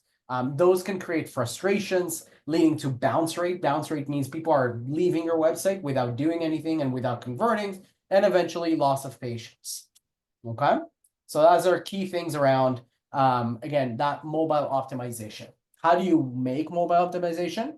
First of all, you ensure your website is automatically adjusted to any screen size. So that generally something that needs to be responsive. So if somebody, even on our website right now, I can pull and drag my website, it moves on its own. That's the same thing that it does with mobile. It's automatically going there. Next, what needs to be done is also compress large image and videos to reduce load time. Because again, phones are not computers. They're not as strong. They're very strong, but they're not as strong. So we got to make sure that things are moving quickly. Next is analyzing the website performance on mobile. So making sure that load time is under 3 seconds. And lastly, pop-ups can be frustrating. So making sure that you're not frustrating your users on mobile. If a pop-up goes all over the screen, super challenging. Always make sure that people can close those things if they want to. Some people will still utilize the pop-ups, which is very good. But at the same time, give that user a very easy experience for them to get what they want. Reason number 4 is underestimating high quality content. Content is key. Content is king, right? We've been saying that always, right? That's the whole idea. Now, Google historically has always looked at just keywords as base. So they just search for specific keywords and they'll show up information. Now what Google is doing is actually they're using more algorithms to actually understand content and utilize that to figure out what are the key searches that relate to it and providing users with exactly what they want from an information perspective. So having really structured, well-developed content for your website is key for making sure that Google actually sees that in the right way to show your business at the best results possible using your content. Now, what does that mean also for content? High quality content helps establish authority, your definite professionalism, engage potential clients, and improve your overall SEO. Google's generally rewards good content with higher ranking. And without good content, your website generally will rank lower, fail to engage visitors, and miss out on potentially converting patients. How to create content that works. So there are a few different things that we need to consider. First of all, your content should address the common questions that people are actually looking to get answers for from your business, right? Specific things about treatments, about cost, recovery time, insurance coverage. Those kind of things are really important for anybody in the practice. using multiple formats. Not every user is looking to read an article or a web page. Some users love watching videos, graphics, all those kind of things. So really the interchangeability of information and thinking of all type of readers or viewers is really important. Content consistency, so posting regularly, making sure that content is updated and reflect whatever the latest trends are, right? That's a really key piece for your content, making sure that you're fresh, that Google always sees your updates, and you're eventually showing up at the best position possible. Now, we do get the questions about AI, honestly, right? So AI content and AI writers are, coming up, and a lot of people are starting to talk about them. Now, that being said, why do generally we don't recommend using AI for content writing, right? AI is very quick and easy, and it will do a somewhat good job. But AI has a lot of terms within there, like hallucination. AI, that's actually a term in AI. Hallucination, where AI actually invents things, makes things up, right? That's the reality of AI. That's what it's supposed to do.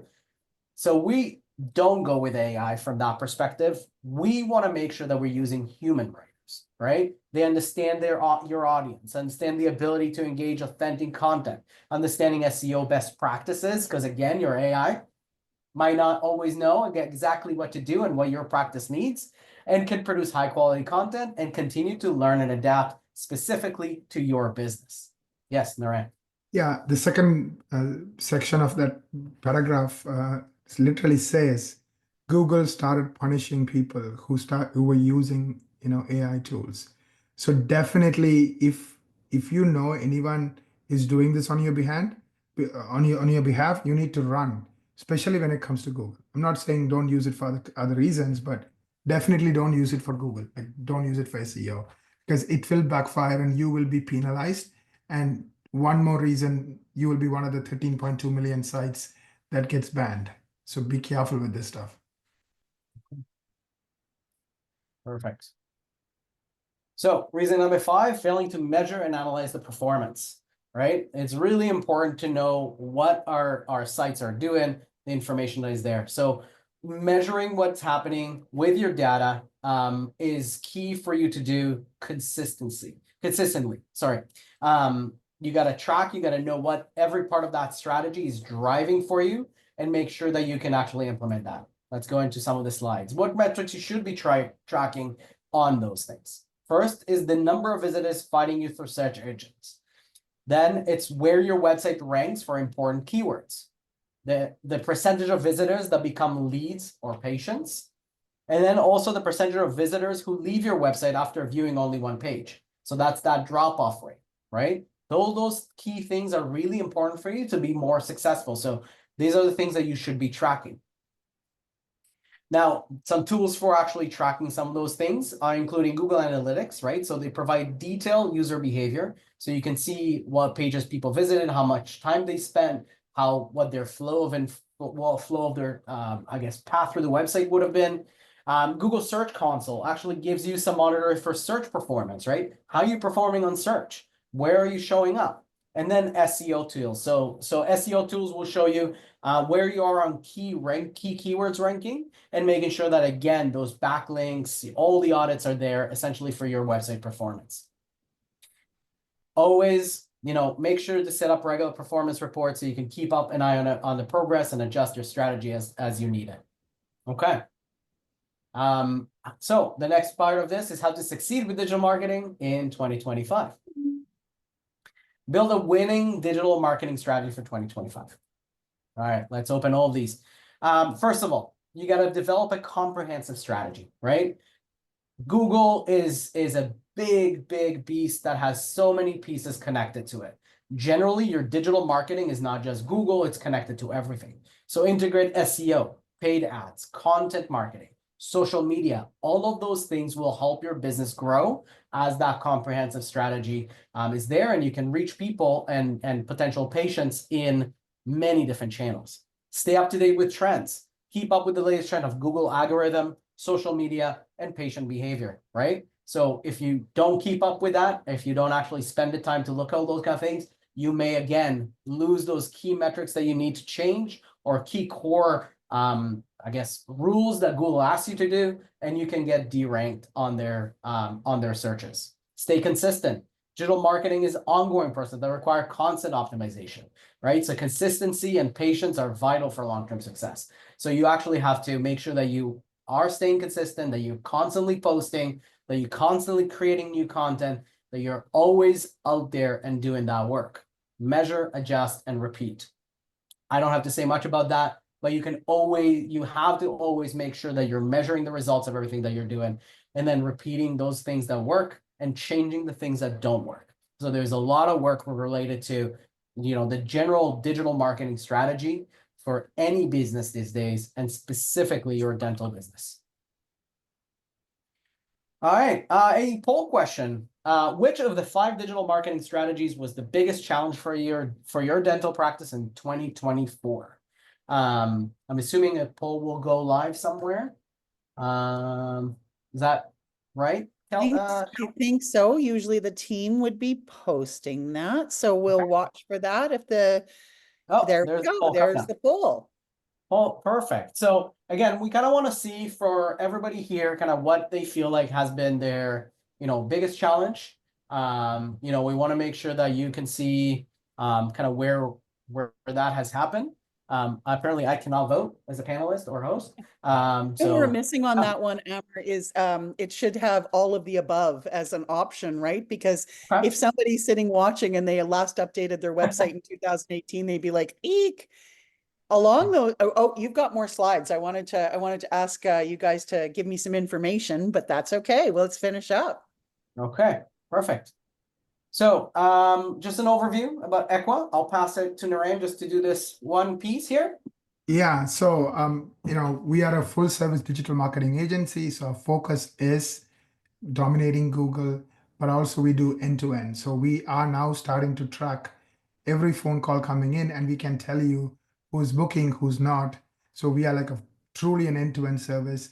So for example, you're getting 30 new patients calling, but only 15 are booking. Now you can also improve your patient count, like double your patient count without spending $1 extra for marketing, because some of the people who are calling are not booking. So we do from websites, SEO, social media, call reviews, everything, helping you get more reviews. Like we have 17 different teams that work on different parts of the puzzle. Perfect. Thank you, Naren. The question that I've had for everybody today is, what does it look like if somebody contacts Equa? I'm asking everybody this today because as we roll into 2025, one thing I know deep in my heart is that if you don't start something like SEO, it will never start to develop. It takes time. So if you want to get going for 2025 and you decide to book a meeting with Equa, Naren, what happens there? What's it look like? Yeah, absolutely. So I think I know typically people talk to Laila, but I think her calendar is so swamped because I know it's a busy December. Yes, it it's is. December. Very much so, which is awesome. Yeah, so you'll be meeting with Shelly, and what we do is what we call a marketing strategy meeting. She is our director of sales, and so she knows this inside out. So she would spend 4 to 6 hours with her team figuring out like, how are you doing? So we have an entire couple of people dedicated to just doing research. And the goal of the research is to look at you, look at your competition, look at all the fundamentals behind your marketing. Like, for example, your NAP, all the issues that Amir highlighted today. How are you doing on those things? Are you crushing it or you're not? If you are, then we would share that with you. If you are not, we'll tell you where you need to make improvements. So the first part of what we do is give you what we call a report card. And then the second part of what we do is give you a master plan.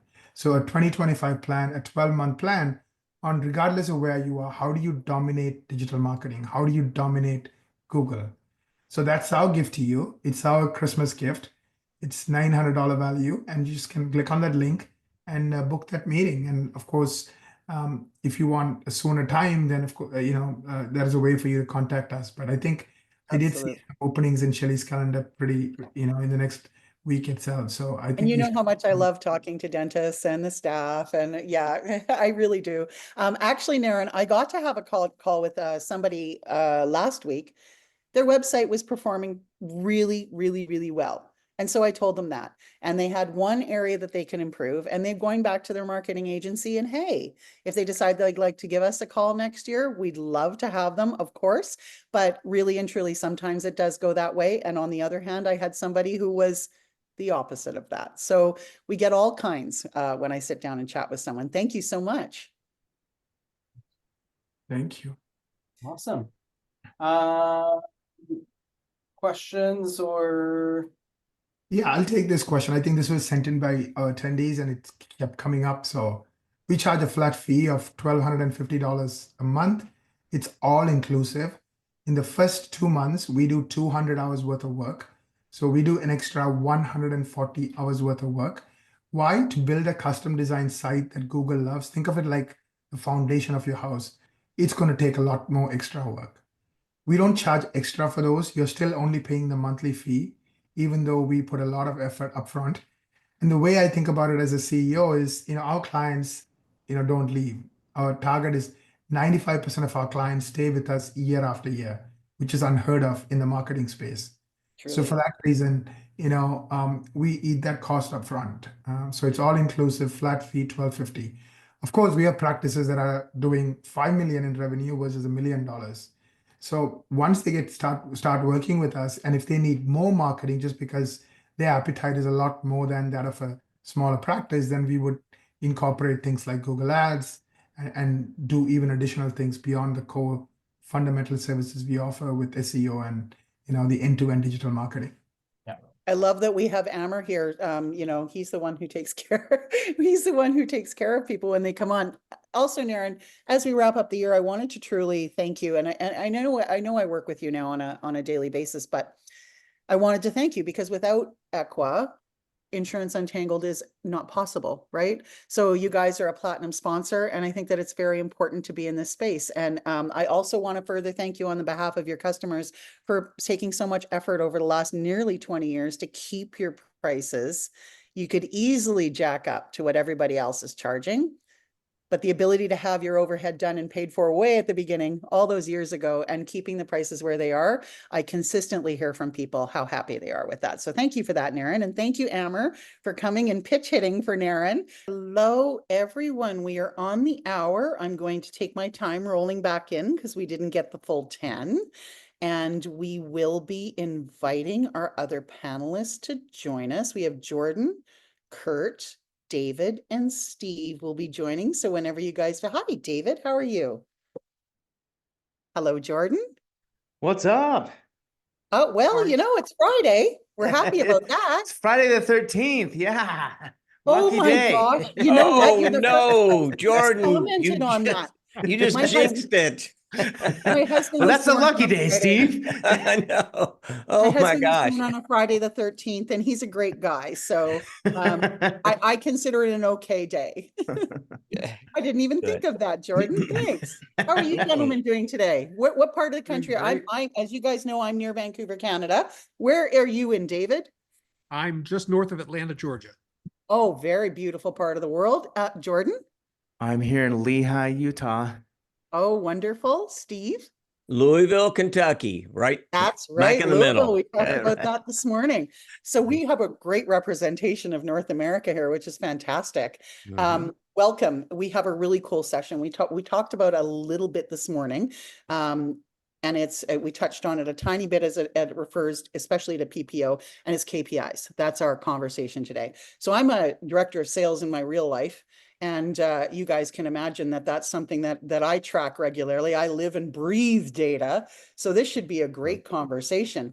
To start off, though, I would really love it. We've got some repeat guests today and we've got some brand new guests today. So if you guys could introduce yourselves, tell us a little bit about yourselves.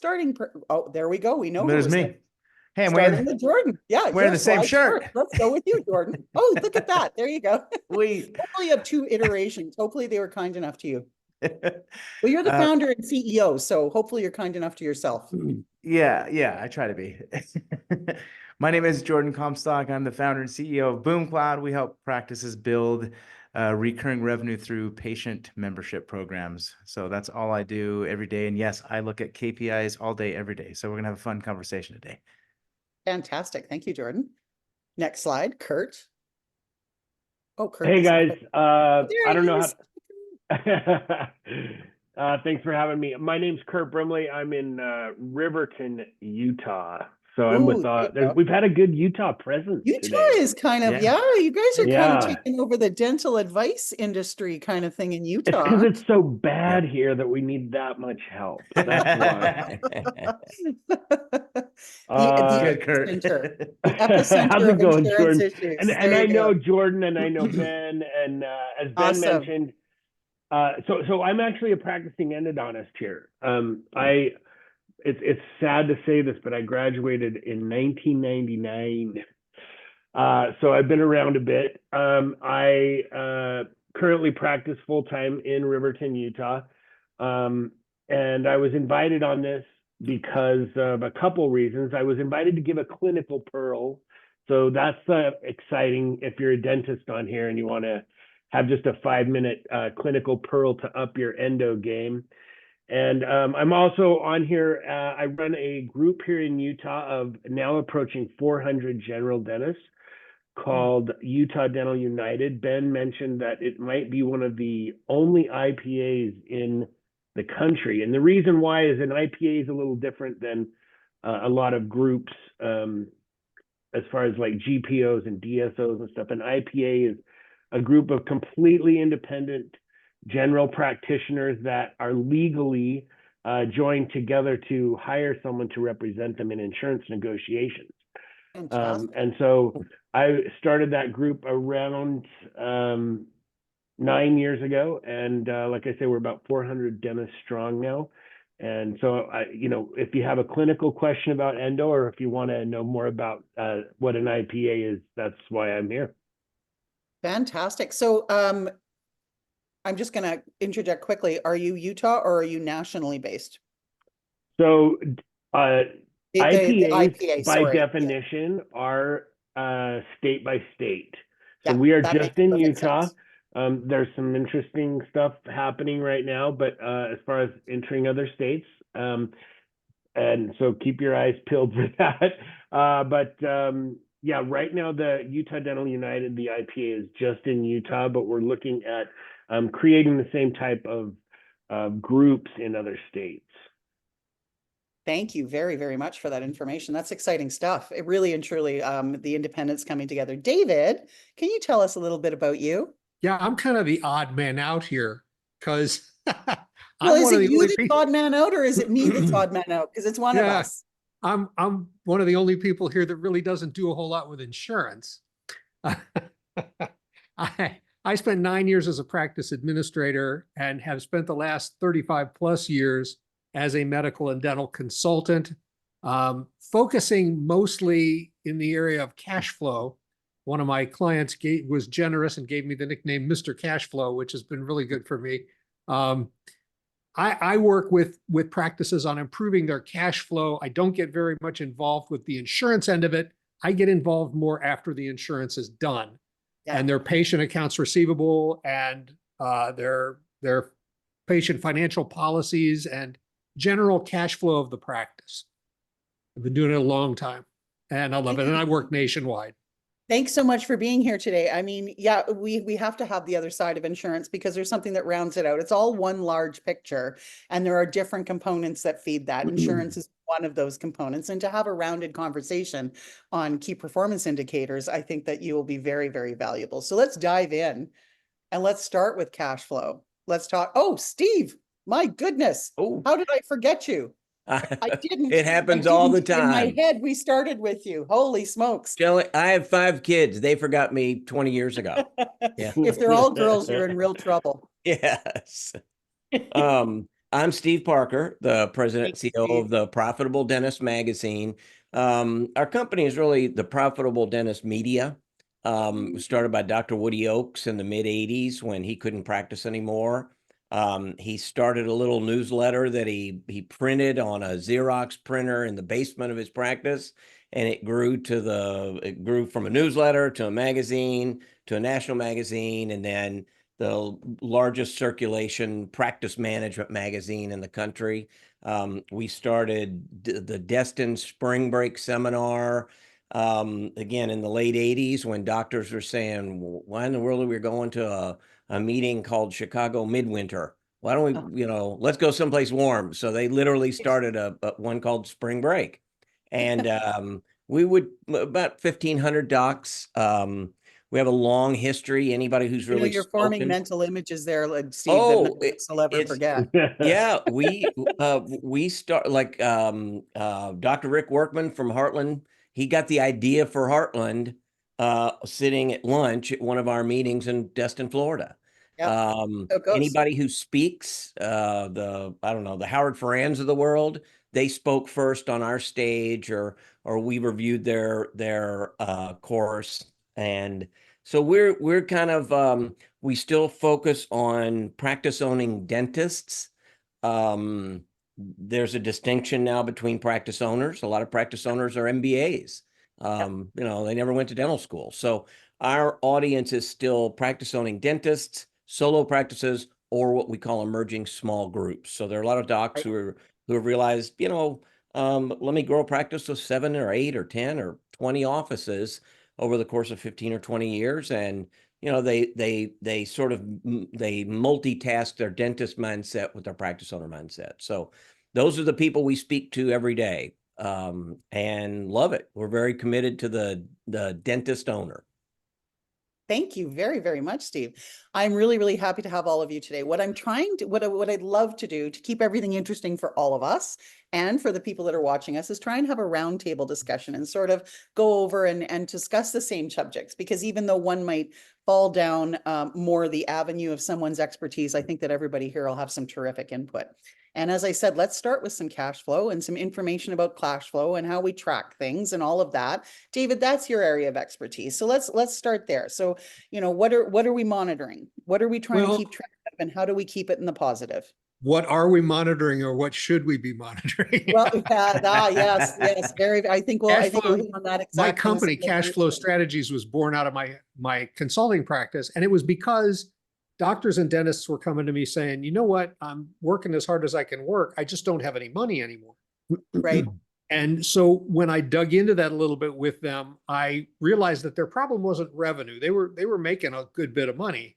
It was cash flow, and they didn't understand it. And they didn't understand where their money was going, and, those kinds of things. And so I began to work with them a little bit on some areas where we could shore up their cash flow, and they realized, gee, I am making a lot of money. I can make payroll without sweating it every couple of weeks, so they weren't tracking basically what they were spending on things. They'd hear a good idea and say, oh yeah, let's do that. And they didn't realize that for a lot of the things, there are less expensive, more effective ways of doing what they're doing. And they just needed a little bit of hand-holding and guidance in doing that. Like has been said before, I have the heart of a teacher. And so I love educating people. I love working with them and helping them see kind of the bigger picture of their practice and those kinds of things.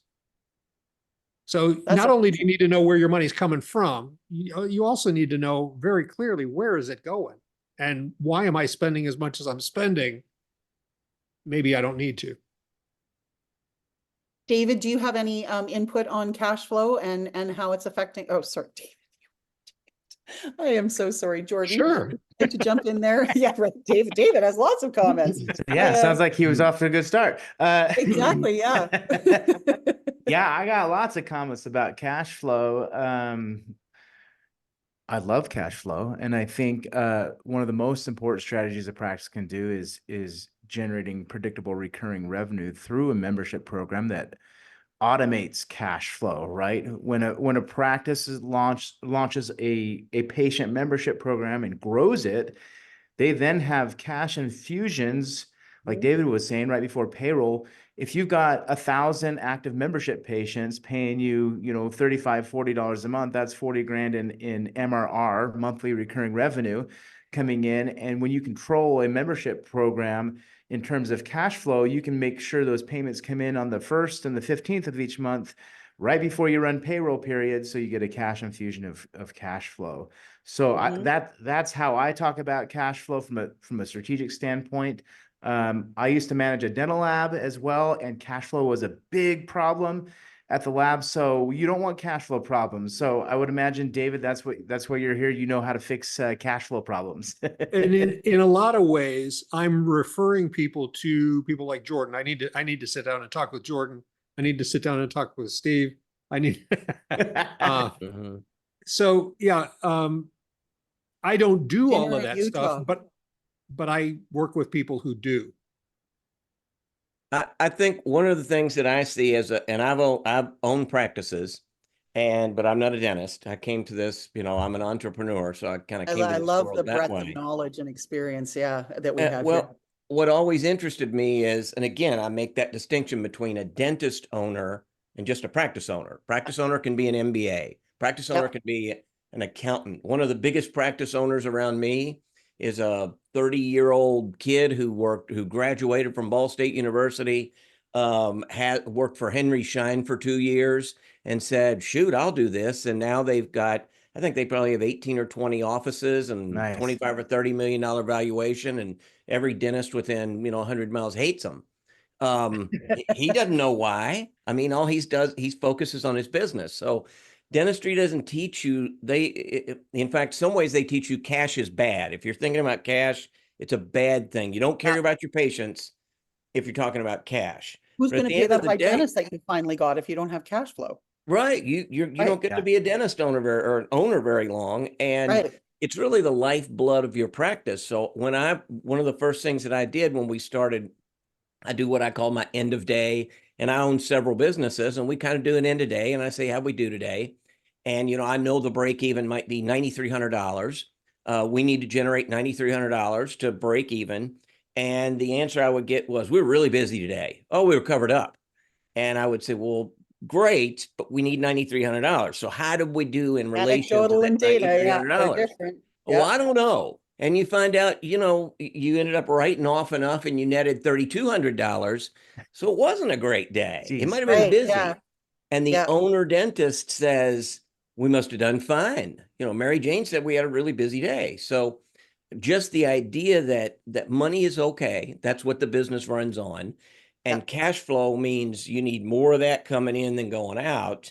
And as the owner, you're the only person that wins or loses fundamentally when there's less coming in than going out. So it's getting that mindset that cash flow is okay. It's It's a okay to carry business. it is. It's okay to It be is, right? profitable. Yeah, Yeah. it is. It is. And for many, many years, we talked about the 80s, the 90s. It was shameful. You could never mention money and healthcare in the same sentence. At the same Mhm. time, how are you supposed to provide the healthcare if you don't have any money? It's a Yeah. circular argument, isn't it? Really and truly. Yes. But we shouldn't be afraid of it. We don't need to be greedy. And it's not like, well, we talked about upselling in one of the previous ones too. Telling somebody what they need for treatment isn't upselling. It's telling them what they need for treatment. Educating, yeah. You're educating the patient. Kurt, do you have anything that you'd like to throw in, being an endodontist and having, a completely probably different perspective and some input? Yeah, I mean, we struggle with it just like everybody else, right? I would say, just to try and reemphasize what Jordan was talking about, having reoccurring revenue that is coming in regardless of your how often you're practicing. Just like Steve said, you can be busy as I'll get out, but if you don't have some type of revenue that's coming in on a regular basis, then yeah, you're going to struggle with cash flow, right? And we do have a lot of our members of our IPA that utilize Jordan's services, and they're all really, really glad to have that reoccurring, predictable revenue coming in. So if we were going to pinpoint to one tip that we want to give people, and I'm big on tips today, we're rolling into 2025. This is when people are winding down offices and starting to think about things that they're going to do different in 2025. I think there are tips that we're distilling is that you want to pay attention to it. You want to do things. Do you have one big standout tip that you'd like to put for cash flow, David? The biggest challenge that I'm seeing these days and where I'm spending a lot of my time is on patient financial policies. Okay. Most offices that I've run into, and I currently have over 400 clients across the country, most dental offices that I know of have a terrible, or if any at all, written patient financial policy. Right. I speak on it all over the country. I do seminars on how to create a compliant and effective patient financial policy.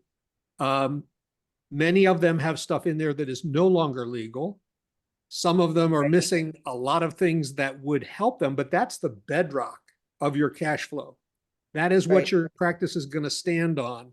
I wrote patient financial policies for about 3 dozen practices last year, just because what they had was unredeemable.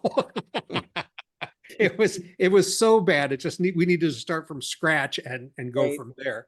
So start with your patient financial policy, make sure it's up to date and effective and compliant with the law, especially, and then stand on it.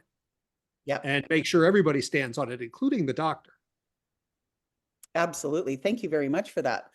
Let's move over a little bit, Jordan. Let's talk about your specialty now. Let's talk about PPO versus membership patient, the differences. Okay. Yeah. Let's open that up. We've had a couple people already talk about memberships, and you're the king of it. So let's talk about that. It is a different idea for revenue stream, and that is something, again, that we can think about between now and 2025, the different things that we can do. So shoot, my friend.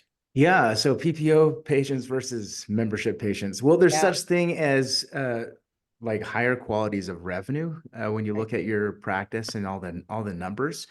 There's such thing as bad revenue and good revenue. So a couple weeks ago, we analyzed several of our practices, and my question was, well, what's the difference between a PPO from a revenue quality standpoint? What is the difference between a PPO patient, a membership patient, and a cash patient? Because often we get practices say, well, my cash patients are the best, they're the coolest patients ever. Well, I found some interesting data on that with those 3 cohorts. So let's start with the PPO patient, because that's most patients out there that most practices are dealing with. We looked at the data. PPO patients spend roughly, the practices that we looked at, and it may vary from state to state, but the PPO patients spent in a year's time about $500 a year, right? Cool, thumbs up, great. Plus you got insurance headaches and admin costs. We'll get to that later, right? And that's all good when you look at that number. You're like, cool, we got a healthy practice, everyone's paying. Then you look at the cash patients. Oh, well, insurance patients, they're also saying yes to treatment about 30% of the time, which is a very, very important factor, and one that you have to take into consideration is your treatment planning. Absolutely. Yep. Then we looked at cash patients, and cash patients spent a little bit more. I think it was like around $800 in that same cohort of time, right? And their case acceptance was around 20-ish%. Right. So less than a PPO patient. So cash patients say yes less. So if you have 100 patients, only 20 of them are going to say yes to treatment with this data that we got. If you have 100 PPO patients, 30 of them are going to say yes with the data that we have, right? Which is interesting, because every fee-for-service doctor that I talk to, they're like, well, why should I ever discount any of my fees because 100% of my patients say yes to treatment? Well, 20% of the cohort say yes to treatment, right? And then we looked at membership patients, and it was around like 38-40% of case acceptance, people saying yes. And the average revenue in that year, including the subscriptions, was like $2,100, right? Comparing that to a PPO patient, it was like 4.2 times more valuable than a PPO patient.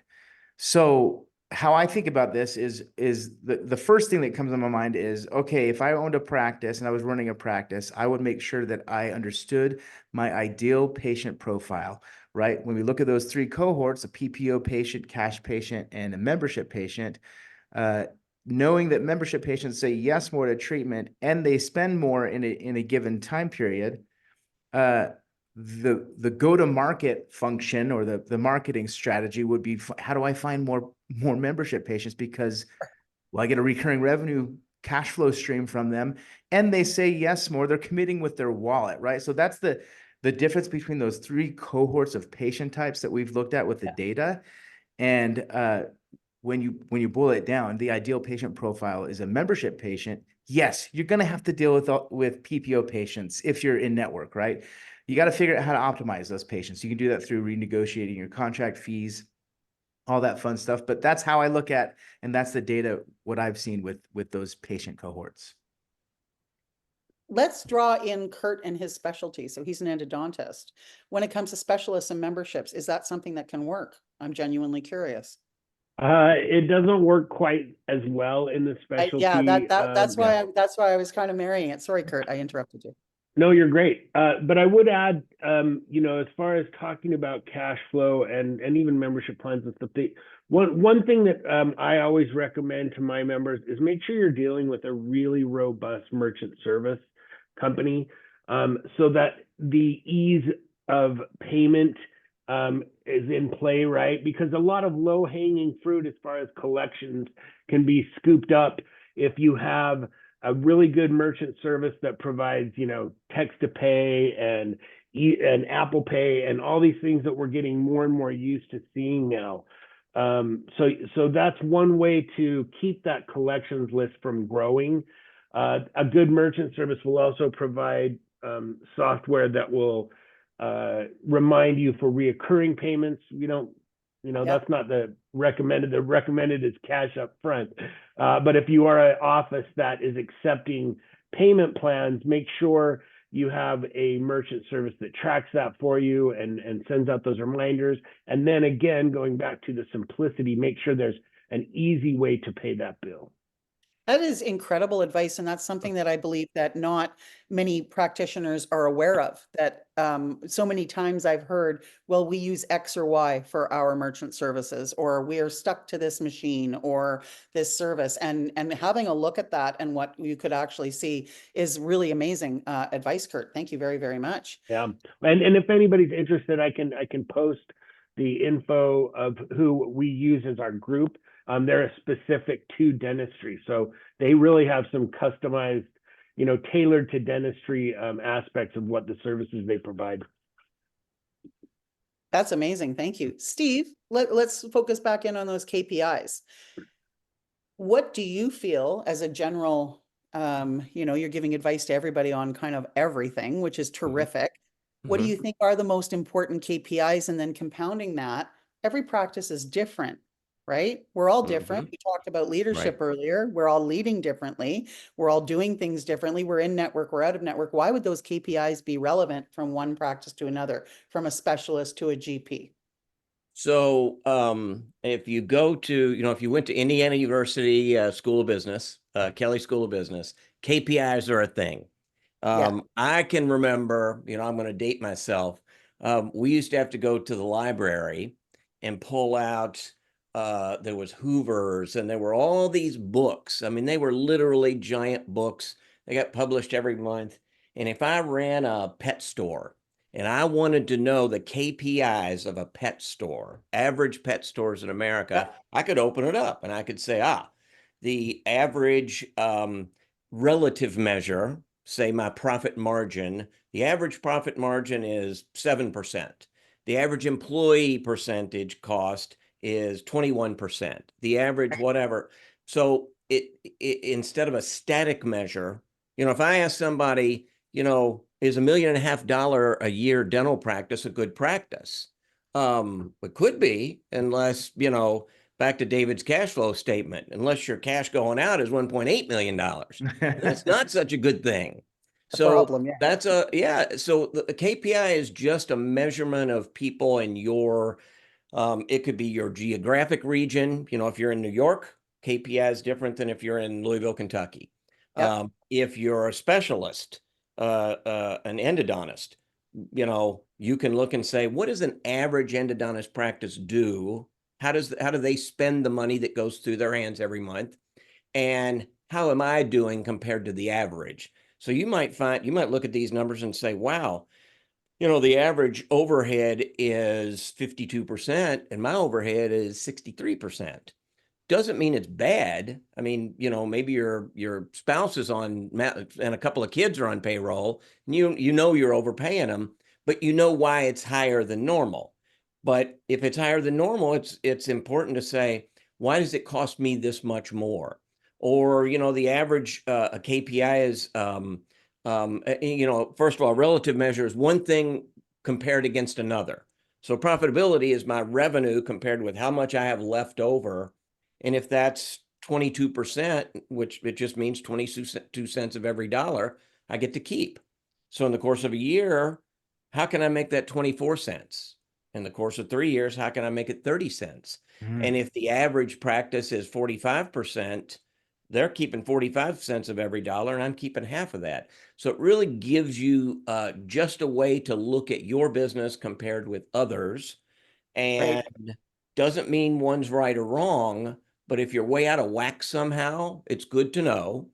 And, you know, I know a lot of practices that are very high end, you know, the spa type practices. Their overhead's a little higher, and they know it, and they're fine with it. But they're profitable.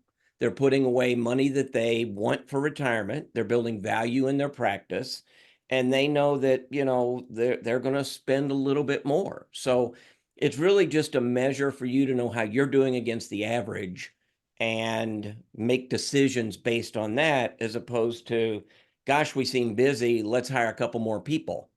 And you find out that every business in your region is doing fine with fewer people. So what is it that's not working for you? So it's again, in dentistry, where we're worried about the chairs, or, you know, there's butts in the chairs, we're billing, we're crazy busy, we even work through lunch. But are we using that money efficiently? And that's really why KPIs are important to just know. So, you know, and yes, the most important ones are the ones that are important to your practice. It could be different. We could all have a different practice, and the KPI that we need to work on, you know, there might be 50.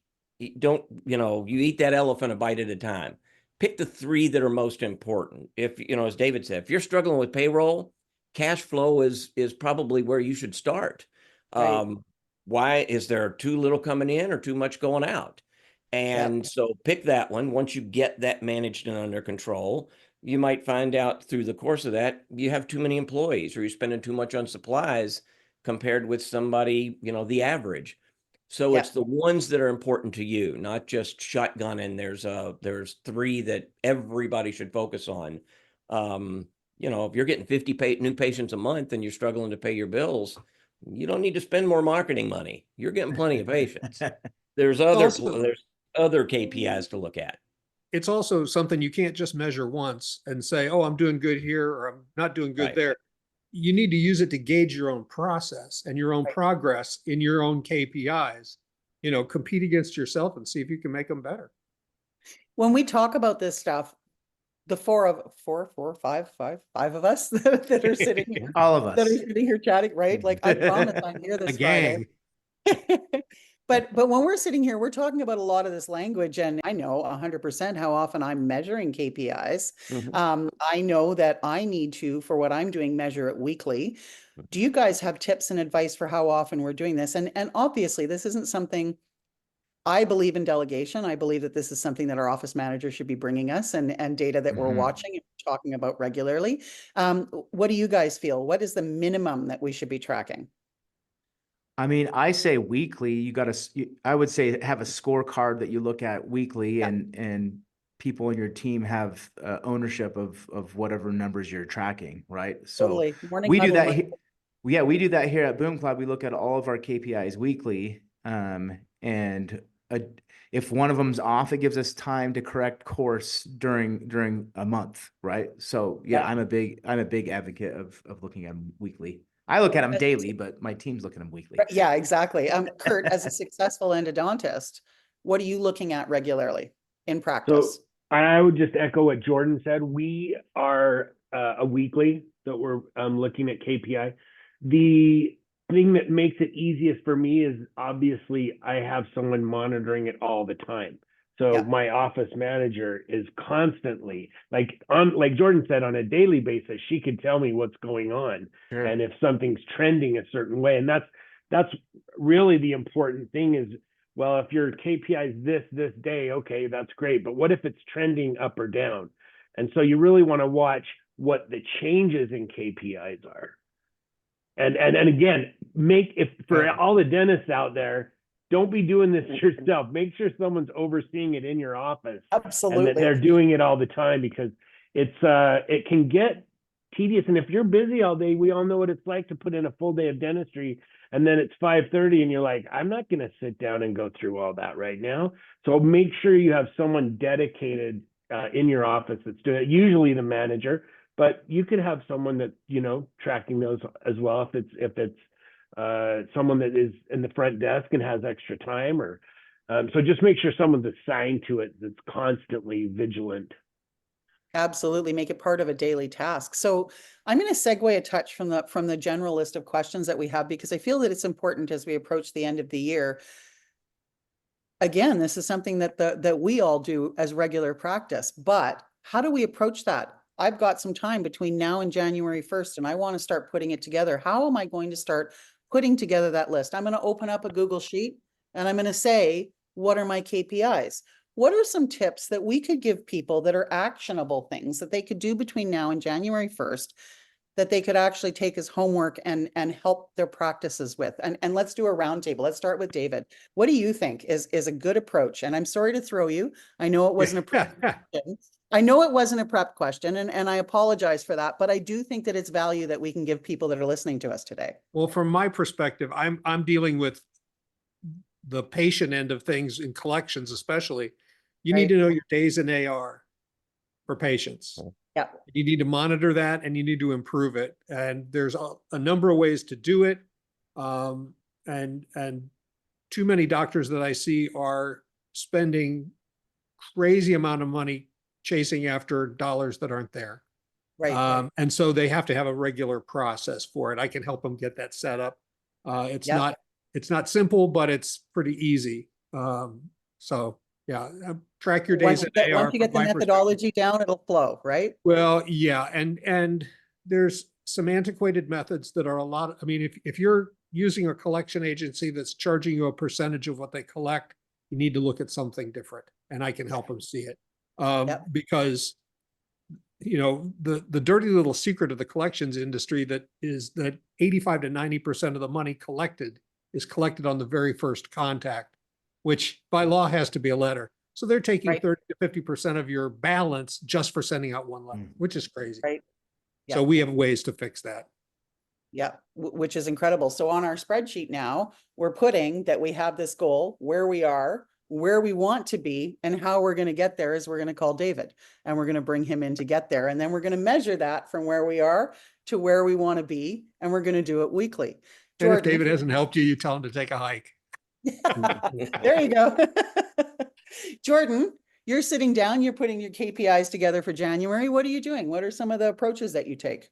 Yeah, when I look at KPIs or how to improve them, I look at, so for example, I've looked at my company's KPIs for this year, and I identify the issues, right? I'm like, okay, which KPIs do I need to work on better for this next year, right? So, and we use scorecards, and we have software that helps us track everything. So there's a lot of software out there for practices that can track, KPIs, but it's simple. Create a scorecard through Google Sheets or whatever. Start tracking them, but then identify which ones you want to look better. An easy way to do that is figuring out that the benchmarks, right, of the industry, and starting from there. If you haven't done this before, right? If you've done it before and you're tracking it, you should have an idea of which KPIs you want to be improving. So for example, let's say you want to be more profitable, and you're contractor with insurance, right? You can look KPI, at bottom line. Yep. You can look at a metric which is not talked about too much in dentistry, but it's a very common business metric. I call it average revenue per patient, right? Or ARP. I get lazy and I just say ARP, right? Average revenue per patient.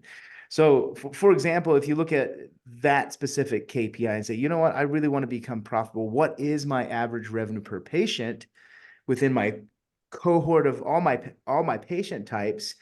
And how can I identify how to increase average revenue per patient that will then increase profitability per patient? Because most likely practices will have acquisition costs if they're doing marketing, right? New patient acquisition costs. And they're not looking at the quality of revenue coming in. That's an easy way to look at the type of revenue per patient. So that's my example of trying to optimize one KPI. But I would write down all the KPIs that are interesting or important to you as a practice owner based off of your goals. Get them in a scorecard and then discuss how can we influence this KPI. So that's what I do every year. Every quarter we do that as well, to just make sure we're improving the company. That's a good comment as well. You review those throughout the year, right? Because Yes. we're in December, hopefully those KPIs are moving, which should shift them for June. Kurt, when Yep. you're sitting down with your staff and you're trying to put in the measures that you're going to be putting in for 2025, what processes are you guys doing, or do you follow one? Oh, we do. Yeah. And my biggest thing is being an endodontist. You know, we typically, and this is going to go for any general dentist that has a lot of PPO in their practice, but you're always going to end up with this gap, right? Once you get that payment from the PPO, what the copay was and what they covered, there's always going to be this gap of what the patient still owes, right? And so I would, in that respect, what we focus on as far as collecting that gap is what David talked about. Reduce the days of AR. Get your AR days shorter and shorter. And one easy way to do that is through your practice management software or through your merchant service provider. Have a list that goes out either bi-weekly or bi-monthly or once a month. That is, it texts as well as emails those balances out and has a link that's, again, going back to simplicity of paying. So you're capturing as much as that low hanging fruit that you can as far as collections. And then obviously you want to try and avoid it. But as Dave says, then you got to turn it over and you lose so much of that percentage. So it's best if you're sending that out consistently on your own directly to the patient. Thank you very, very much. Steve, obviously, we will be ending with you on that one. And I'm sure that you sit down with people all the time and come up with KPIs. What are some tips when they're thinking about things before they pick up the phone and they call Steve, say, help me get here? What are some things that they want to be defining and looking at? So mine, I'm going to take a way back view. Yep. 10,000 Mine is always profitability. Yep. So number one, it's practically our middle name. Number two as the profitable dentist. But it encompasses everything that you do. So if you just have this measure of profitability and you say, okay, I want to increase it 2% next year, 5% next year, or whatever percent next year over the course of a year, some things daily, some things weekly, some things monthly, some things quarterly. You can back into it and say, for example, you know, if you're filing a lot of insurance claims, there's a big distinction between your production and your collections. So if you just massage that, if you just get out of some bad insurance plans, suddenly you're now more profitable. You haven't gotten one new patient like that. And you haven't done anything. You know, profit is just, again, the difference between the money that comes in, the money goes out. So you did one thing that took your production to collections ratio. If you're using a lot of PPOs, I mean, I've seen practices right now 40%. Wow. If you could take that to 35, or if you could take it to 30, keep your chairs full. 39. Oh yeah, 39. You're suddenly more profitable, and you haven't spent one more marketing dollar to get more patients. But all those, you know, all the patients you do have, again, I love the average revenue per patient, because again, it's a relative measure, one thing measured against another. So it could mean that I have, you know, for Jordan, it could mean that it doesn't mean you sell them something that they don't need, but it means you're finding treatments. I'll tell you what it means. I'll tell you the dirty little secret of what it means is instead of looking at this patient and saying, you know, I went to dental school and I must have done good enough because they gave me a diploma. I took a big test for my state and I must have done okay because they gave me a license. And this patient needs 4 crowns. Right. I'm only going to tell them about one right now. We're going to watch the other 3. Now, I'm not a dentist, but I've never had anybody say, yeah, I watched them and they came back in and Shazam, they were gone. all they're doing is saying, I'm afraid to ask for Yeah. It's like replacing one $3,500. tire on your car. You've got 3 more. Yeah, and you just don't want to ask them for that money. So if you get in the habit, I'll do little things like say you spend 30 days, treatment plan what your dental education tells you they need, and then Yeah. shut up, get out of the way, and let your treatment coordinator tell them how to pay for it and Yep. get out of the way. I've had practices add 50 grand in new production in a month doing that one thing. So Right. suddenly, guess what happened to your profitability ratio? You've got no new cost Nope. for marketing. You didn't have to buy any new equipment. You didn't have to hire one new person. You didn't have to give any raises or bonuses. Suddenly, your profit expanded, and all you did was one thing. So I look for those things that have a direct impact either on new revenue or lesser costs. And you'd be shocked at how many things in a practice that just happen every day, nobody looks at. And there's, there are tens of thousands of dollars a month hiding in those things that, merchant fees. You go to your friendly neighborhood bank and say, hey, I'm going to open my business. And they say, hey, let us help you take care. We'll handle your merchant processing for you. Oh, And suddenly you look down. I've had offices that we worked with. They were spending $5,000, $6,000, $7,000, $8,000 a month more on merchant fees. Literally nothing different than how it's going through a bank, because they just pick their friendly neighborhood bank, which is, I'm not a banker and don't hate banks. I hate some of them, but they're not the cheapest merchant fees, especially in dentistry. And so suddenly my profitability goes up. I literally did nothing but, signed up with somebody else, signed a piece of paper, and miraculously I got $5 grand more a month in profit. So that's my ultimate measure to look at each year and say, hey, if my profitability is 30% this year, I want to end it at 40 next year. And what are the things that I can do, and then start doing them. That's Steve, great. Steve, I would like to say that make sure everybody that's listening, make sure you have the option through your merchant service to do cash discount charges, because that's becoming more and more common, more and more accepted. We started doing that about 5 years ago, and it was a lot of people were pushing back on it and being like, why are you adding this fee or whatever? But nowadays, people are seeing it everywhere, and they're like, oh yeah, I got to pay that 2% because I'm pulling out the surcharge. Yeah. And so now that that's so common and so accepted, make sure that you have that option. And that's our default, actually. And and not only that, but we just passing the surcharge forward. Yeah. And our merchant service has the ability to literally just click on a button. If the patient says, hey, what's this? Why are you making me pay this?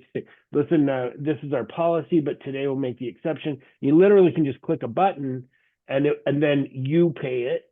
So, there will be some, like Steve's talking about, end of the month, you're going to have a merchant service fee, but at least you're minimizing it that way. Pennies make dollars. Yeah, right? They do. It adds up. Like Steve said, pay attention to them. Thousands of dollars a month. Thousands. Yeah. Steve, in addition sorry, my apologies, Jordan. Go ahead. Oh, I just had one thought on Steve's comment. In addition to profit, do you look at growth rate at all for a practice? Because we're in a high inflationary time. Yes. Growth rate is important to make sure we keep up with that. I use the framework here at Boom Cloud for my company called the Rule of 40. And that's just a framework. It says you got to have at least 20% growth rate, 20% profit margin, right? That's just the framework. But you can do like the rule of 100, for example, and say, I'm growing by 50% and I got 50% profit margin. That's just, so I just wanted to add that because we know that inflation is a huge issue for all of us, all business owners, and growth rate and profitability is something that those are two KPIs that I really hold closely to me. We got a fantastic comment from our audience, and it's that, and I really agree with this one. While we start to close up our subject, it's focus on 1 to 2, right? Especially if you've never done it Or don't get Yeah. overwhelmed in it. Don't Yeah. get bogged down in it. If you've never done it before, pick one or two, roll with those. If you're doing really, really well, then in June, maybe you add another one. But yeah, focus on a couple. Don't let it take over your world. It's important, but it's not more important than running your practice day to day. One of the things I've been doing today is getting everybody, especially at the end of the year with all this incredible people that we have joining us in Insurance Untangled, and all of the great advice that has been given over the years. What do we get when we call you? So Kurt, if I want to become a member of your association, what am I getting when I contact the IPA? And what can you do for us? So let's try and do about 45 seconds each on that before we wrap up. Okay, I'll try and keep it 45 seconds. Basically, when you join an IPA, we bring you on as a member. And as a member, what we're going to do is we're going to go through and make sure, number one, all your fee schedules are as high as they can be. And the IPA has access to fee schedules that you probably don't as an individual dentist. Yeah. Then we're also tracking the amount of time until the next round of negotiations, so that, you know, all our members, if they're eligible to have an increase in fees, we take care of that for them and make sure that they get those fee schedules in place. That's the number one thing we do as an IPA. We also do a lot of discounts and you know, provide services as far as like if you're looking for discounts on some supplies or some, you know, even printers and stuff like that. We do a lot of what a GPO does. But our focus is maximizing reimbursement. Thank you very, very much. I really appreciate it. Steve, everybody wants to be more profitable. If I contact the profitable dentist, and our teams will share the contact information in the chat for everybody to be able to click on. I contact you, what's happening? So I just go to theprofitabledentist.com. There are ironically, we've gotten a lot of requests for older content. I know that sounds weird, but it's dentistry. You know, a lot of things that worked in, you know, 2014 work now, and a lot of the people who are teaching, you know, what they're teaching is just as relevant. So we have about 30 years of content. We have a constant flow of new content. Things that we have 6 pillars that are kind of core to what we do: practice management, clinical, materials and supplies, emerging small groups, wellness, and oral systemic health. So those are really the areas that we see heavy growth for sole practice owners or small group owners. And so I would just say sign up. You know, give us your email, and we have different membership plans. We do a lot of masterminds that are one-off type of things.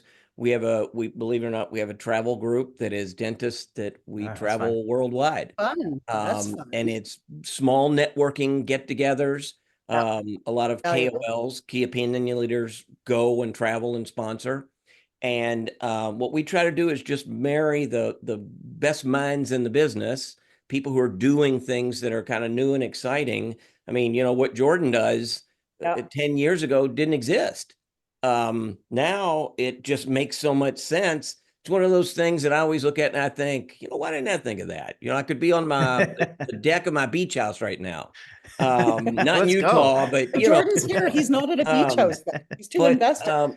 There's a lot of that going on in dentistry right now. So what we try to do is put that in front of dentist owners, somebody who went to dental school and has to run a business that isn't their comfort level. They don't really want to do it, but they have to. We want to make that easier and really connect them with people that make the practice ownership experience better. So, you know, sign up. Like I say, we do a lot of emails, we do a lot of newsletters, we do a lot of product shares. We do a thing called practice builders that are very small things practice owners can implement today, cost you almost nothing. And it either impacts more revenue or lower cost. So bigger profit. So yeah, just theprofitabledentist.com and sign up for a regular newsletter, and then it'll kind of grow from there by whatever you decide. I think that's awesome. And again, I said this earlier, the amount of, one of the reasons that I'm getting people to call out what they do is sometimes people think you have to go with this massive package, but everybody here Yeah. is willing to help at every different level that somebody might need. David, how can you help us out with cash flow? And when somebody contacts you, what kind of information are they getting and how can you help people?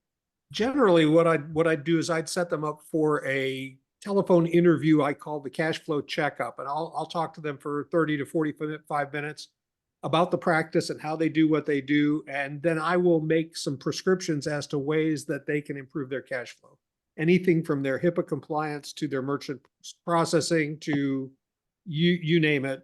And then some of the things I can help them with, some of the things I would refer to people like Jordan, and say, hey, I can't help you, but I got a guy, I know a guy that can help you. Yeah, And they exactly, love to right. hear that, When you've been in industry a while, you tend to meet people. yeah, absolutely. Yeah. I've sent some folks to Ben. Actually, I will also have them send me a copy of their patient financial policy that I can Yeah. review and make notes and send it back to them. There's no charge for any of that stuff. Yeah, They- and those are living, breathing things that we should be paying regular attention to. Oh, yes. Yeah. Yes. You should have your patient financial policy reviewed at least once a year. And then updated to keep current with the regulations and the laws and Yeah, all of those each kinds of state things. is different, each Every association state is different, The yes. privacy laws change, everything changes. Yep, yeah. But what we And can bank on is change, right? That's right. The only constant is change. Exactly. Jordan, you've got an exciting thing. It's a new way of looking at things, a new way of looking at paying for dentistry. I'd love to hear a little bit more about when somebody contacts you, what you do.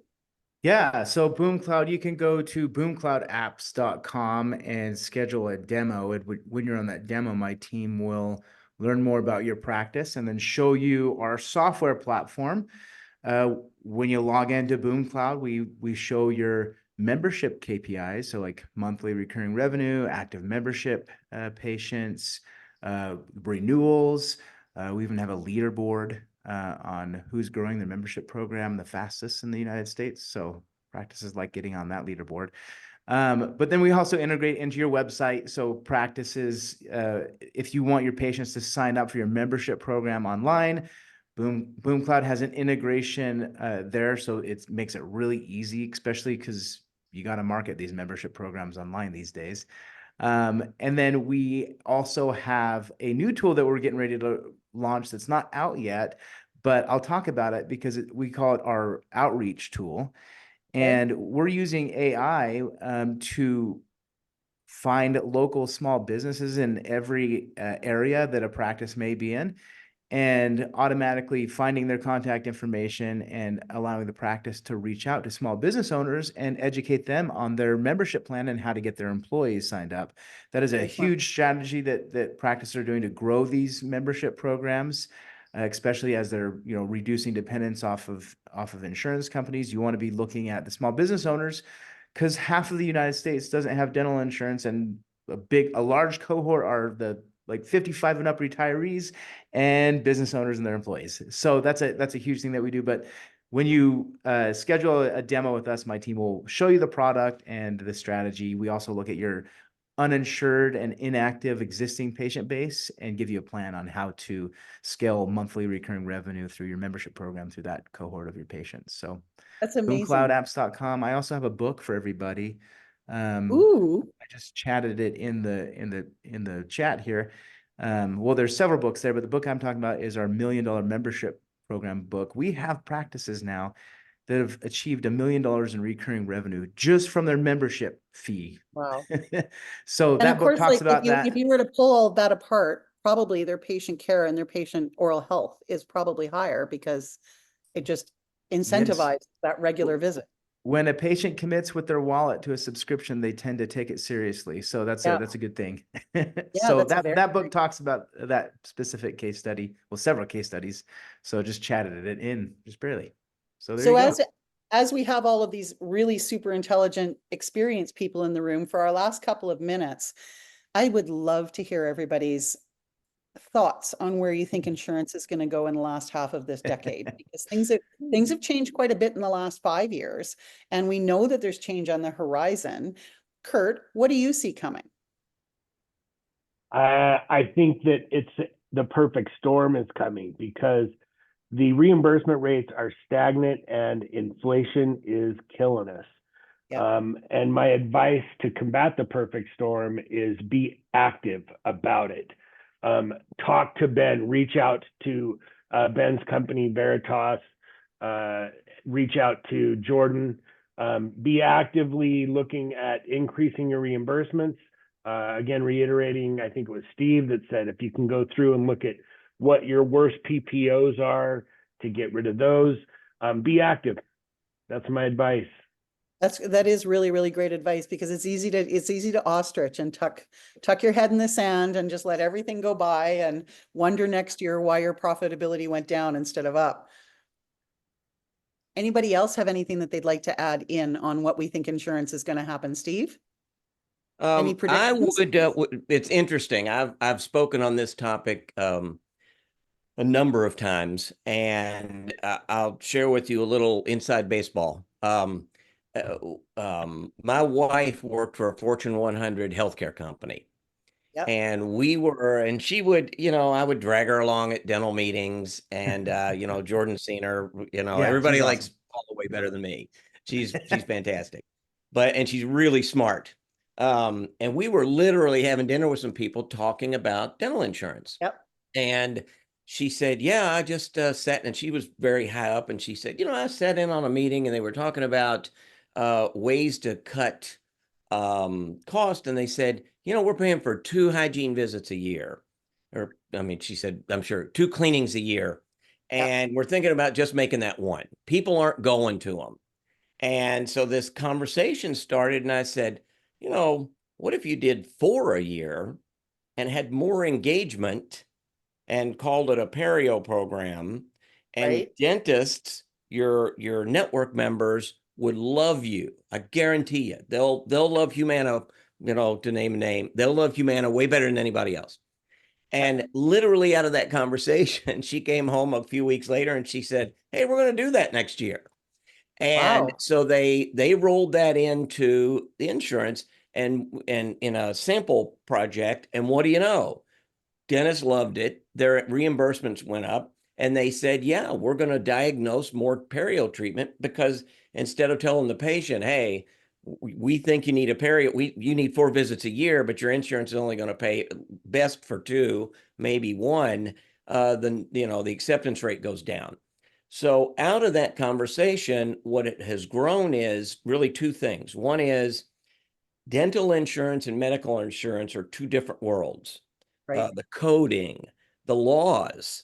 Medical insurance is regulated by state insurance boards. Dental insurance kind of isn't regulated in most states. Right. If Delta Dental wants to pay for something or not pay for something, they don't need anybody's approval but Delta Dental. So Right. that's coming together, whether it's good or bad. Yeah. The second thing is, as Paula pointed out, dental, she worked with Medicare and she worked with supplementals, is what they call it. Dental is still supplemental in health insurance, still. Right. So it's with acupuncture, it's with all kinds of things that, Optometry, same. yeah, anything somebody wants to add on, maybe if they don't. So it's not considered real insurance, healthcare wise. So I It's see not. a lot of convergence, and it's not. It's kind of prepaid dental. Yeah. That convergence is happening. Now, let's just assume down the road, 5 years, 10 years, it does that. That's not saying your reimbursements are going to go up. You can still operate a fee-for-service practice. You can still do membership plan that's going to pay you way more than dental insurance probably ever will, but it will start to combine with health insurance. And, we still have a decade or 2 for it to shake it all out. But a lot of that's going on right now, is that convergence of the 2. So the minute one big health insurance company says, hey, dental is part of our core coverage, not a supplemental, you're going to see a lot of changes happen in dentistry. And if you're taking insurance, fee-for-service dentists become concierge physicians. So if you want to look at who's making really good margins right now, look at concierge medicine.